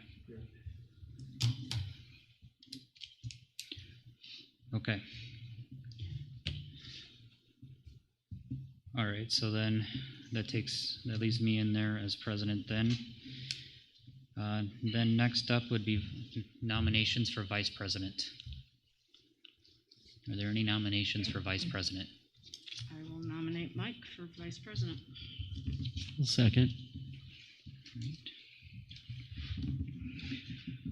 All right, I have a first by Barb, a second by Bill. Are there any nominations, any more nominations for vice president?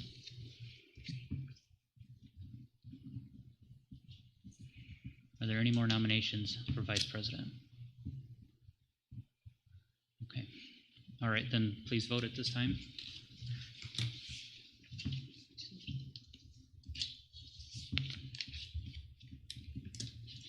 Just to be clear, there's one nominee, correct? There's only one Just nominee. want to make sure. Yep.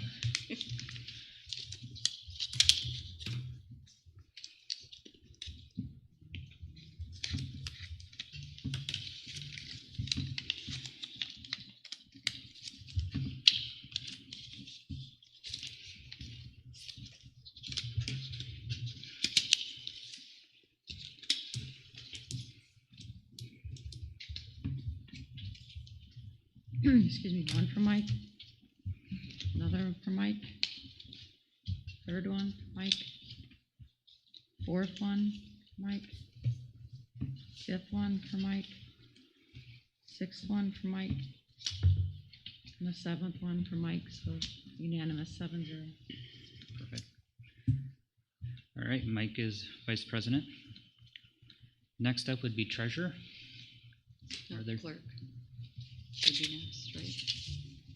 I mean, if you're going just- your order here, oh. according to this. Okay, yeah, sorry, I was just going off of the ballots. Let me pull this back up. So then, I'm sorry, I'll backtrack and say the next up would be clerk. So that's the pink one then. Yeah. Are there any nominations for clerk?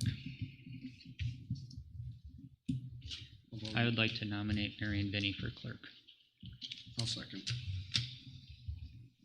All right. Ryan, second. Okay. Oops, I got that out of order. Sorry. All right. Are there any other nominations for clerk? Are there any other nominations for clerk? Are there any nominations for clerk? Okay, if not, please cast your ballot now.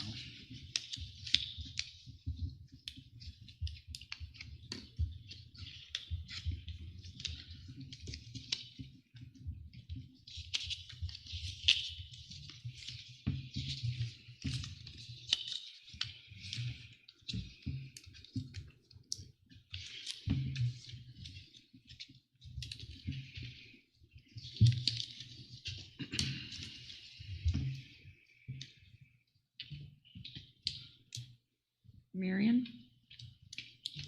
Marion, Marion, Marion, Marion, Marion, and Marion, so unanimous 7-0. Marion has been designated the clerk. Thank you.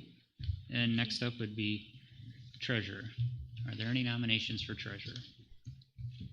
I'll nominate Bill Stussy.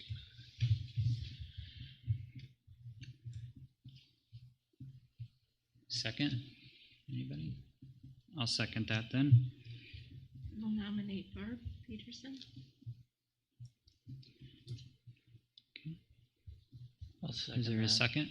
I'll second that. Okay.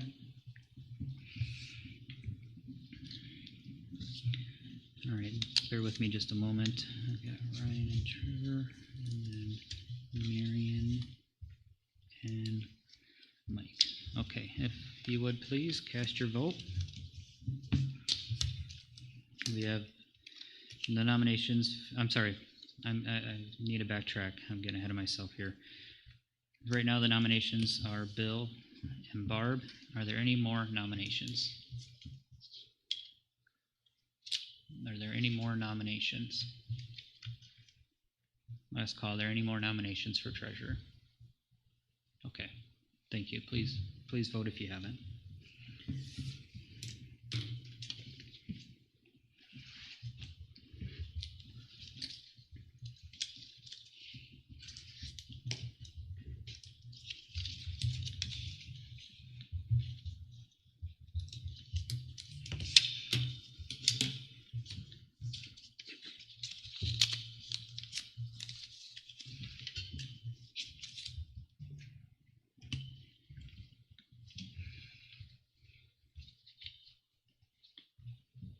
A vote for Bill.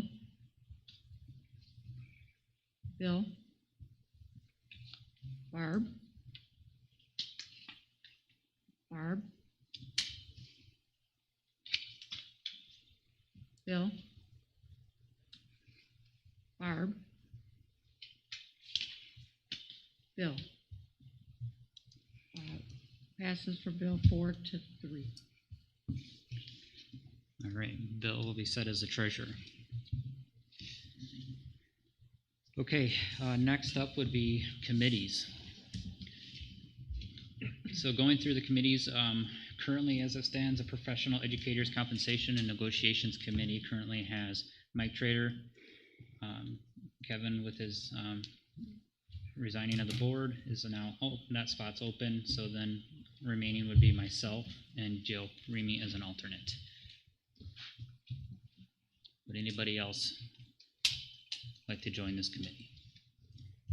That's a committee I'd be interested in. Okay, all right, so we'll put Bill in there. And so which committee is this? I'm sorry. This is the Professional Educators and Compensation Negotiations.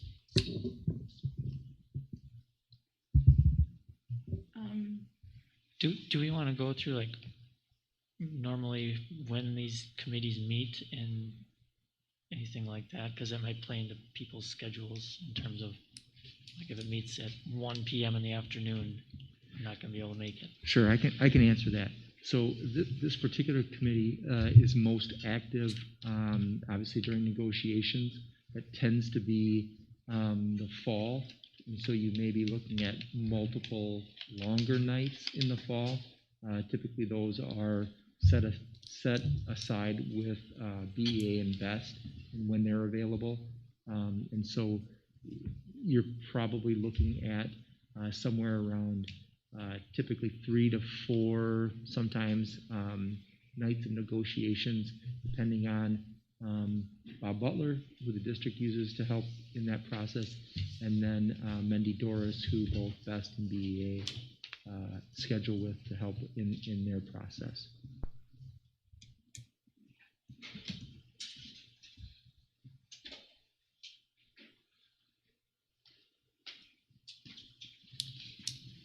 So I think it's been opened up before just as who would like to be on it, and not assuming that if you were on it last year, that Yeah, you would be on it again. Yeah, you're right, Barb. It's kind of just been open to whoever, and then I guess I kind of just made an assumption if you're on there, you'd like to stay on it, but that's not the case. I mean, you're completely free to move around if there's some other area of interest for you. So, with that, then, are there any other? Would anybody else like to partake in this group? I have an interest in that. Okay. Jill, you've been alternate. Do you have an interest in being on? I don't care one way or the other. I mean, I'd be fine letting Bill or Marion be an alternate. I have no issue with that. I think we have to try to keep it under 3 because otherwise it's a quorum. Correct. Is that the case? Yep. Okay. Or under 4, you mean? I'm sorry, yes, under 4. So yeah, Marion, if you would like to be in there, not as an alternate, but as a main member, is that what you're looking for? Well, I'd also like to continue on the communications committee. We've done some great work, and also policy. I'm very familiar with the policy, so. Okay. But I do have some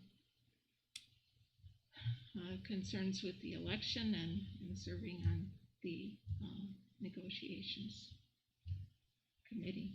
Okay. Okay, so then we would be looking at Mike Trader, Bill Monroe, myself, Marion, and Joe. Would you like to stay as an alternate? I would say no. I mean, if you've got enough that We are do, in interested, so general. I'm fine with stepping back from that. Okay. So maybe and I don't want to speak for Marion, but I'm just going to point out something too. In referring to the elections, 2 people offering to be on this also receive money from the union, and I see that as a possible conflict of interest. Perfectly within your rights to do so, but to be on the negotiations committee, I just see it as a conflict. So those are my 2 cents. And part of the reason I was asking if Jill would consider being on there as well. And I guess I would also. So how do we resolve this? So I'd have to disagree with you in that we didn't receive, and to the board members that you're referring to, didn't receive money from the local union. We received, there was campaign funds received from, goodness gracious, I'm going to get this wrong, from, now I'm just drawing a blank. I'm going to say WEAC, I'm sorry. Yeah, I just drew a complete blank from WEAC, from that side, but there was no money received from the local unions. There was support. So I don't see it as a conflict of interest. And that's no different than any other board member in the past that may have received funds as well in support of the campaign.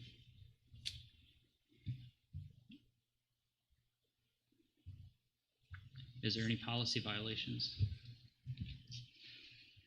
I think no, but I do think that you're going to have people potentially question that when we get to negotiations. Yeah. I just have a question. Marion, did you want to be on this committee or did you not want to be on this committee? You mentioned the election. Did you mean the issue that they had gotten money, or do you mean that you don't want to because you have an election coming up? What do you mean? Well, what do you mean? Do you want to be on this? I have served on that committee before, and so I have experience. So you want to be on the committee? I have an Okay. interest. So then I guess what I would do, if it were me, I would have Marion take Kevin's spot, and I would make Bill an alternate. That's what I would propose as a way to kind of get some movement on this. Sure. I'd be more comfortable just removing myself from consideration. Okay. Yeah.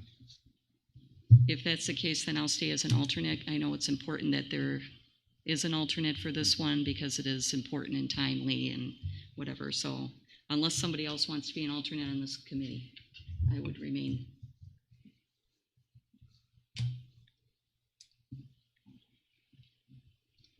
And it's only for 1 year. Yeah. I mean, you know, in another year we'll be looking at this again.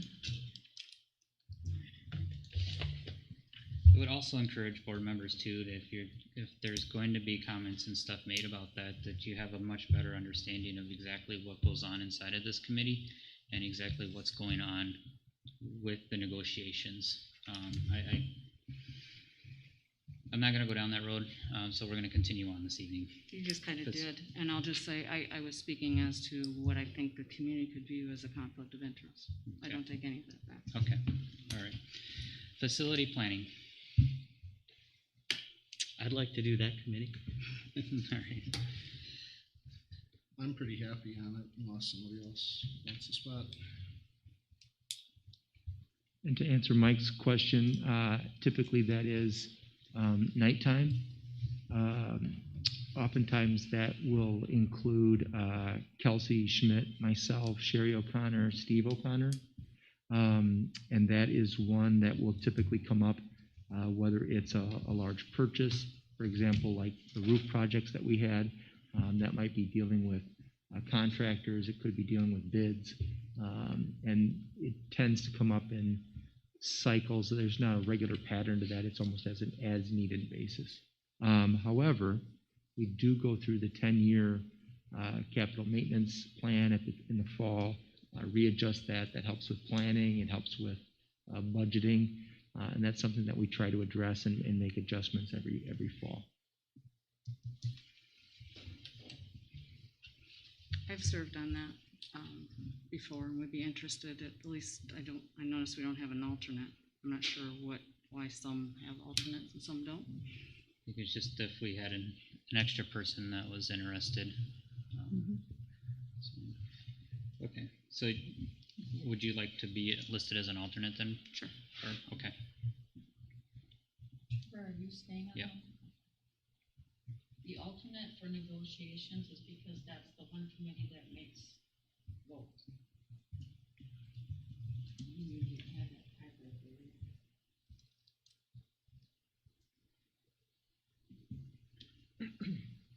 We have alternates I for don't two think we've others, ever or done that. backup, whatever you want to call it.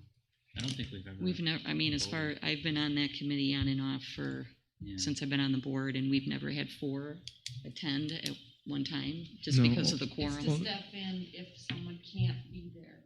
Right, that, I know, we already talked about that. Yeah, any of these, there's going to be board action afterwards. The Right. committee is not making any kind of final decision. All right, next up is a policy. Right now we have Marion, Barb, and myself.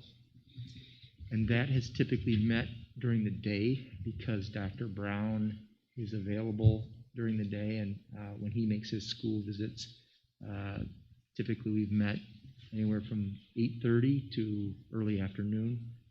He's also come in like at 1 o'clock. So that is one, we do try to plan those out in advance, but that's one that is more of a daytime committee based on who we're working with. That would be one that I would be interested in stepping down from because I was not able to make many of them, being that it's during the day. I would like to stay on that committee. I would too. I love reading policy, but if somebody else that's it. Mike, are you able to Interested? go? I can't make No. daytime meetings. So you're pretty sharp with the commas, so. Could always use more. I'm happy to stay. I just I can always review after the fact. I think the meetings are important. I don't disagree. I don't disagree at all. Ryan, are you interested in that? Not super. I am available during the day though, so I could probably do it. Okay. All right, so then we have Marion, Barb, and Ryan. All right, communications. I want to stay on this committee, please. Okay. So right now we currently have Marion, Jill, Ryan, and Barb. Typically, Barb listed as a backup. yeah, typically those are after school meetings, immediately after school, matches up with Mr. Fell, Mrs. Schmitz are also on that committee along with Chris Armstrong and then Marie Perry. So those typically have been Monday or Tuesday, 3:30 to 4:30 or 3:30 to 5 meetings.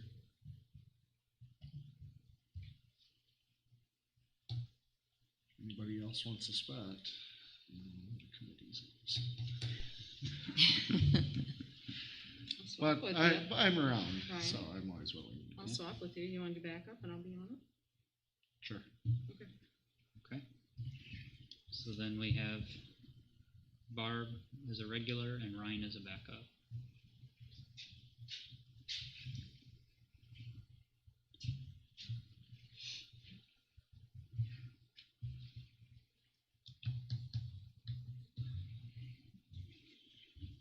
All right, next up then would be wellness. Currently we have listed as Barb, Mike, and Ryan.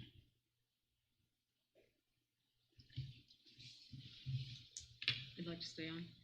Okay. I'm fine staying on that. Okay.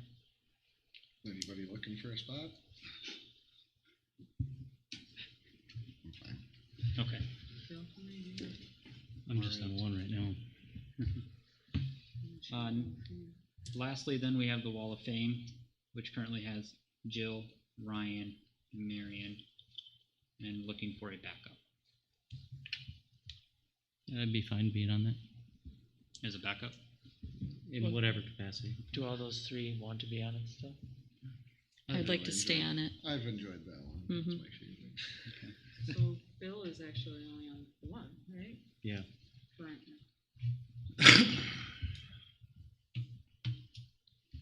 Ryan, how many? Yeah, Ryan's on the other. He's on. now. I thought Bill was on too.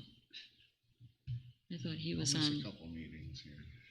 No, he declined. He declined, Professional okay. educators. So were you offering up the possibility of wellness? Would you have an interest in it?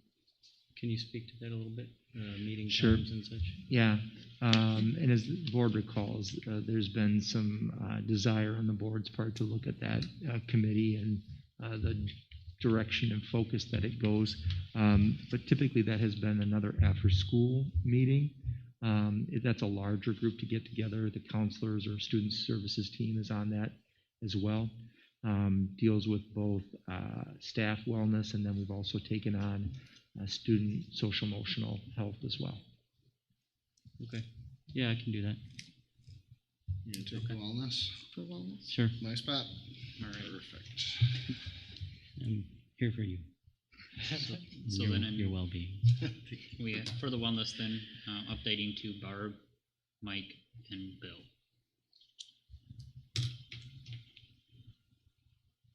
All right. CISA 2 delegate. I know Marion expressed interest earlier.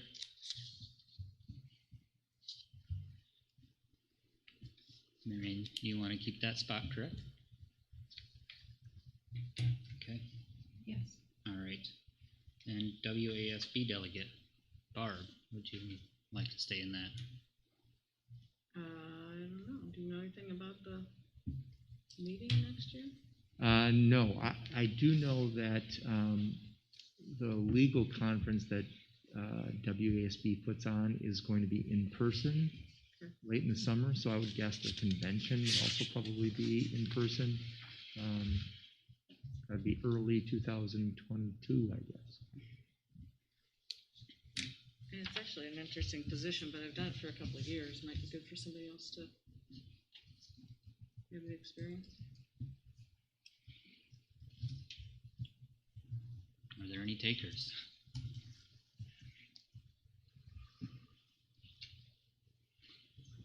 Is it something that we have to fill right now, or just wait until see who's going to actually attend?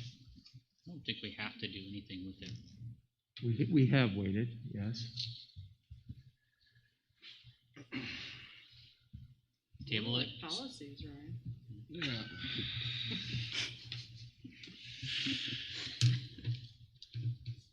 I mean, it's really just the one big meeting that you go to and you do some reading for it. Mm-hmm. Right. I do want And you get the board input as we gave Barb this past year. Yeah, if you think, I mean, it should be somebody thinking they might go to the convention too. So, Sure. so yeah, table it. Okay. So Yeah, Ryan let is me up. think about it. Okay, because we'll table it till next meeting then. busy then. Perfect. Okay. All right. Outside of that, we got the committee assignments done. Board reorganization is complete. So that takes care of that portion. Next up would be future agenda items. I have several. June, you are going to hear from Janann Kosak on bus replacement. That time, actually, I think 2 are coming off, but 1 is going to be suggested to stay on for bus replacement. We will also have Dane County Youth Assessment results. We have our own data right now, waiting on the county data so that you can make comparisons between Belleville and the rest of the county. We'll also have our TriCore, so that's our district insurance renewal that will come up. I just got that in just short of being able to put it on this meeting. We'll also, again, look at the Jedi Virtual School. We'll have the parent survey come back after that. Marion had mentioned potential future book study personality report, and I would like to set up a session with Boardman and Clark, more of an could be a learning session with the board on social media. What, according to staff employee handbook and then current board policy, is and is not allowed in social media. Those are some of the big ones out on the horizon there. So learning what we can post on Facebook, or this would be staff? staff related.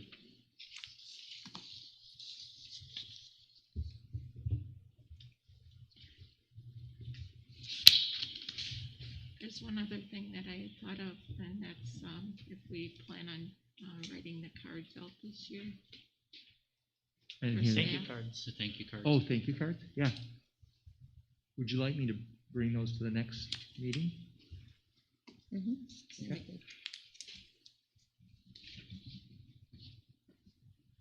Well, Nate, if you can ahead of time, I can't remember this exactly. is the May 10th meeting, so we should be Well, don't we working on mail that. them? Do you mail them or do you give them to the staff? We've mailed them in the past. Yeah, we might have to get them out sooner, huh? Well, we should be writing them now. Well, and I'm gonna have to get around, we don't have the diplomas yet. So when we get them, I'll have to get in contact with the correct officers too, so. Yeah. Heather, do you have any idea when your diplomas are coming in? We just called that, Today, right? they're supposed to be hopefully within the week. I could deliver cards at the same time. I guess depending on those diplomas. Get them around to all the board members. We also have to come up with we generally every year we'll come up with some kind of message to write in there as well. So COVID stinks.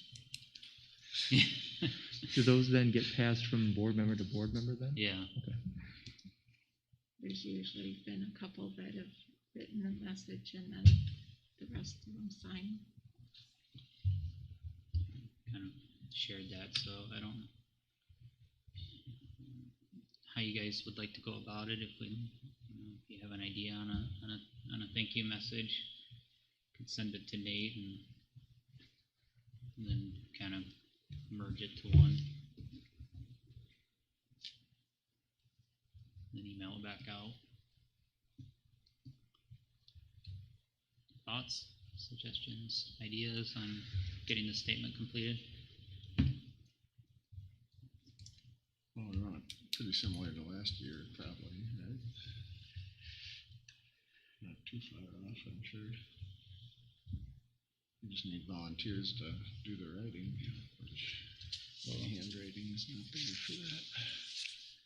Because it's not on the docket for this evening, probably can't continue this conversation too much longer, but I would just say then, if you think about it, send something into Nate, and then Nate, if you could just try to get the group message formatted into one message.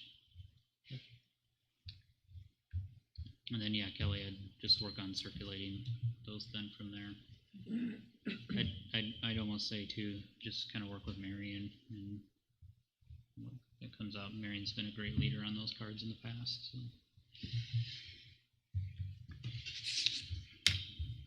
All right, future board meetings. We have June 14th for the next regular scheduled board meeting. Is there any social committees? We do not have any currently scheduled. Remember, the district retirement is Thursday, June 3rd.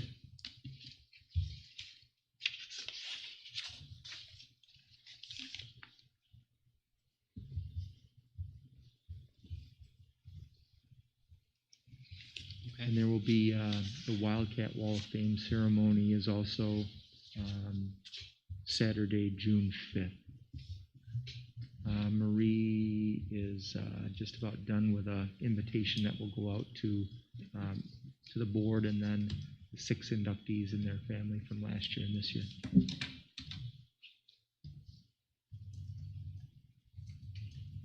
Okay. What time do you say? That's a 10 a.m. ceremony.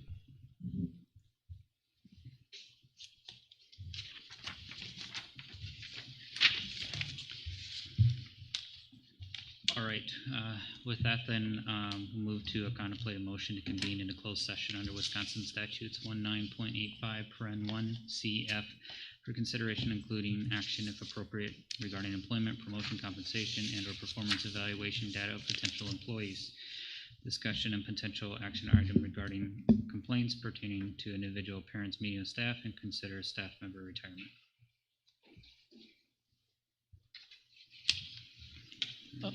I'll second. Did you make I'll the make that motion? motion. I was waiting for a I'll first. second the motion. All right, I got a first by Ryan, a second by Mike. All in favor say yes. Yes. Yes. Yes. Any noes? Okay, perfect.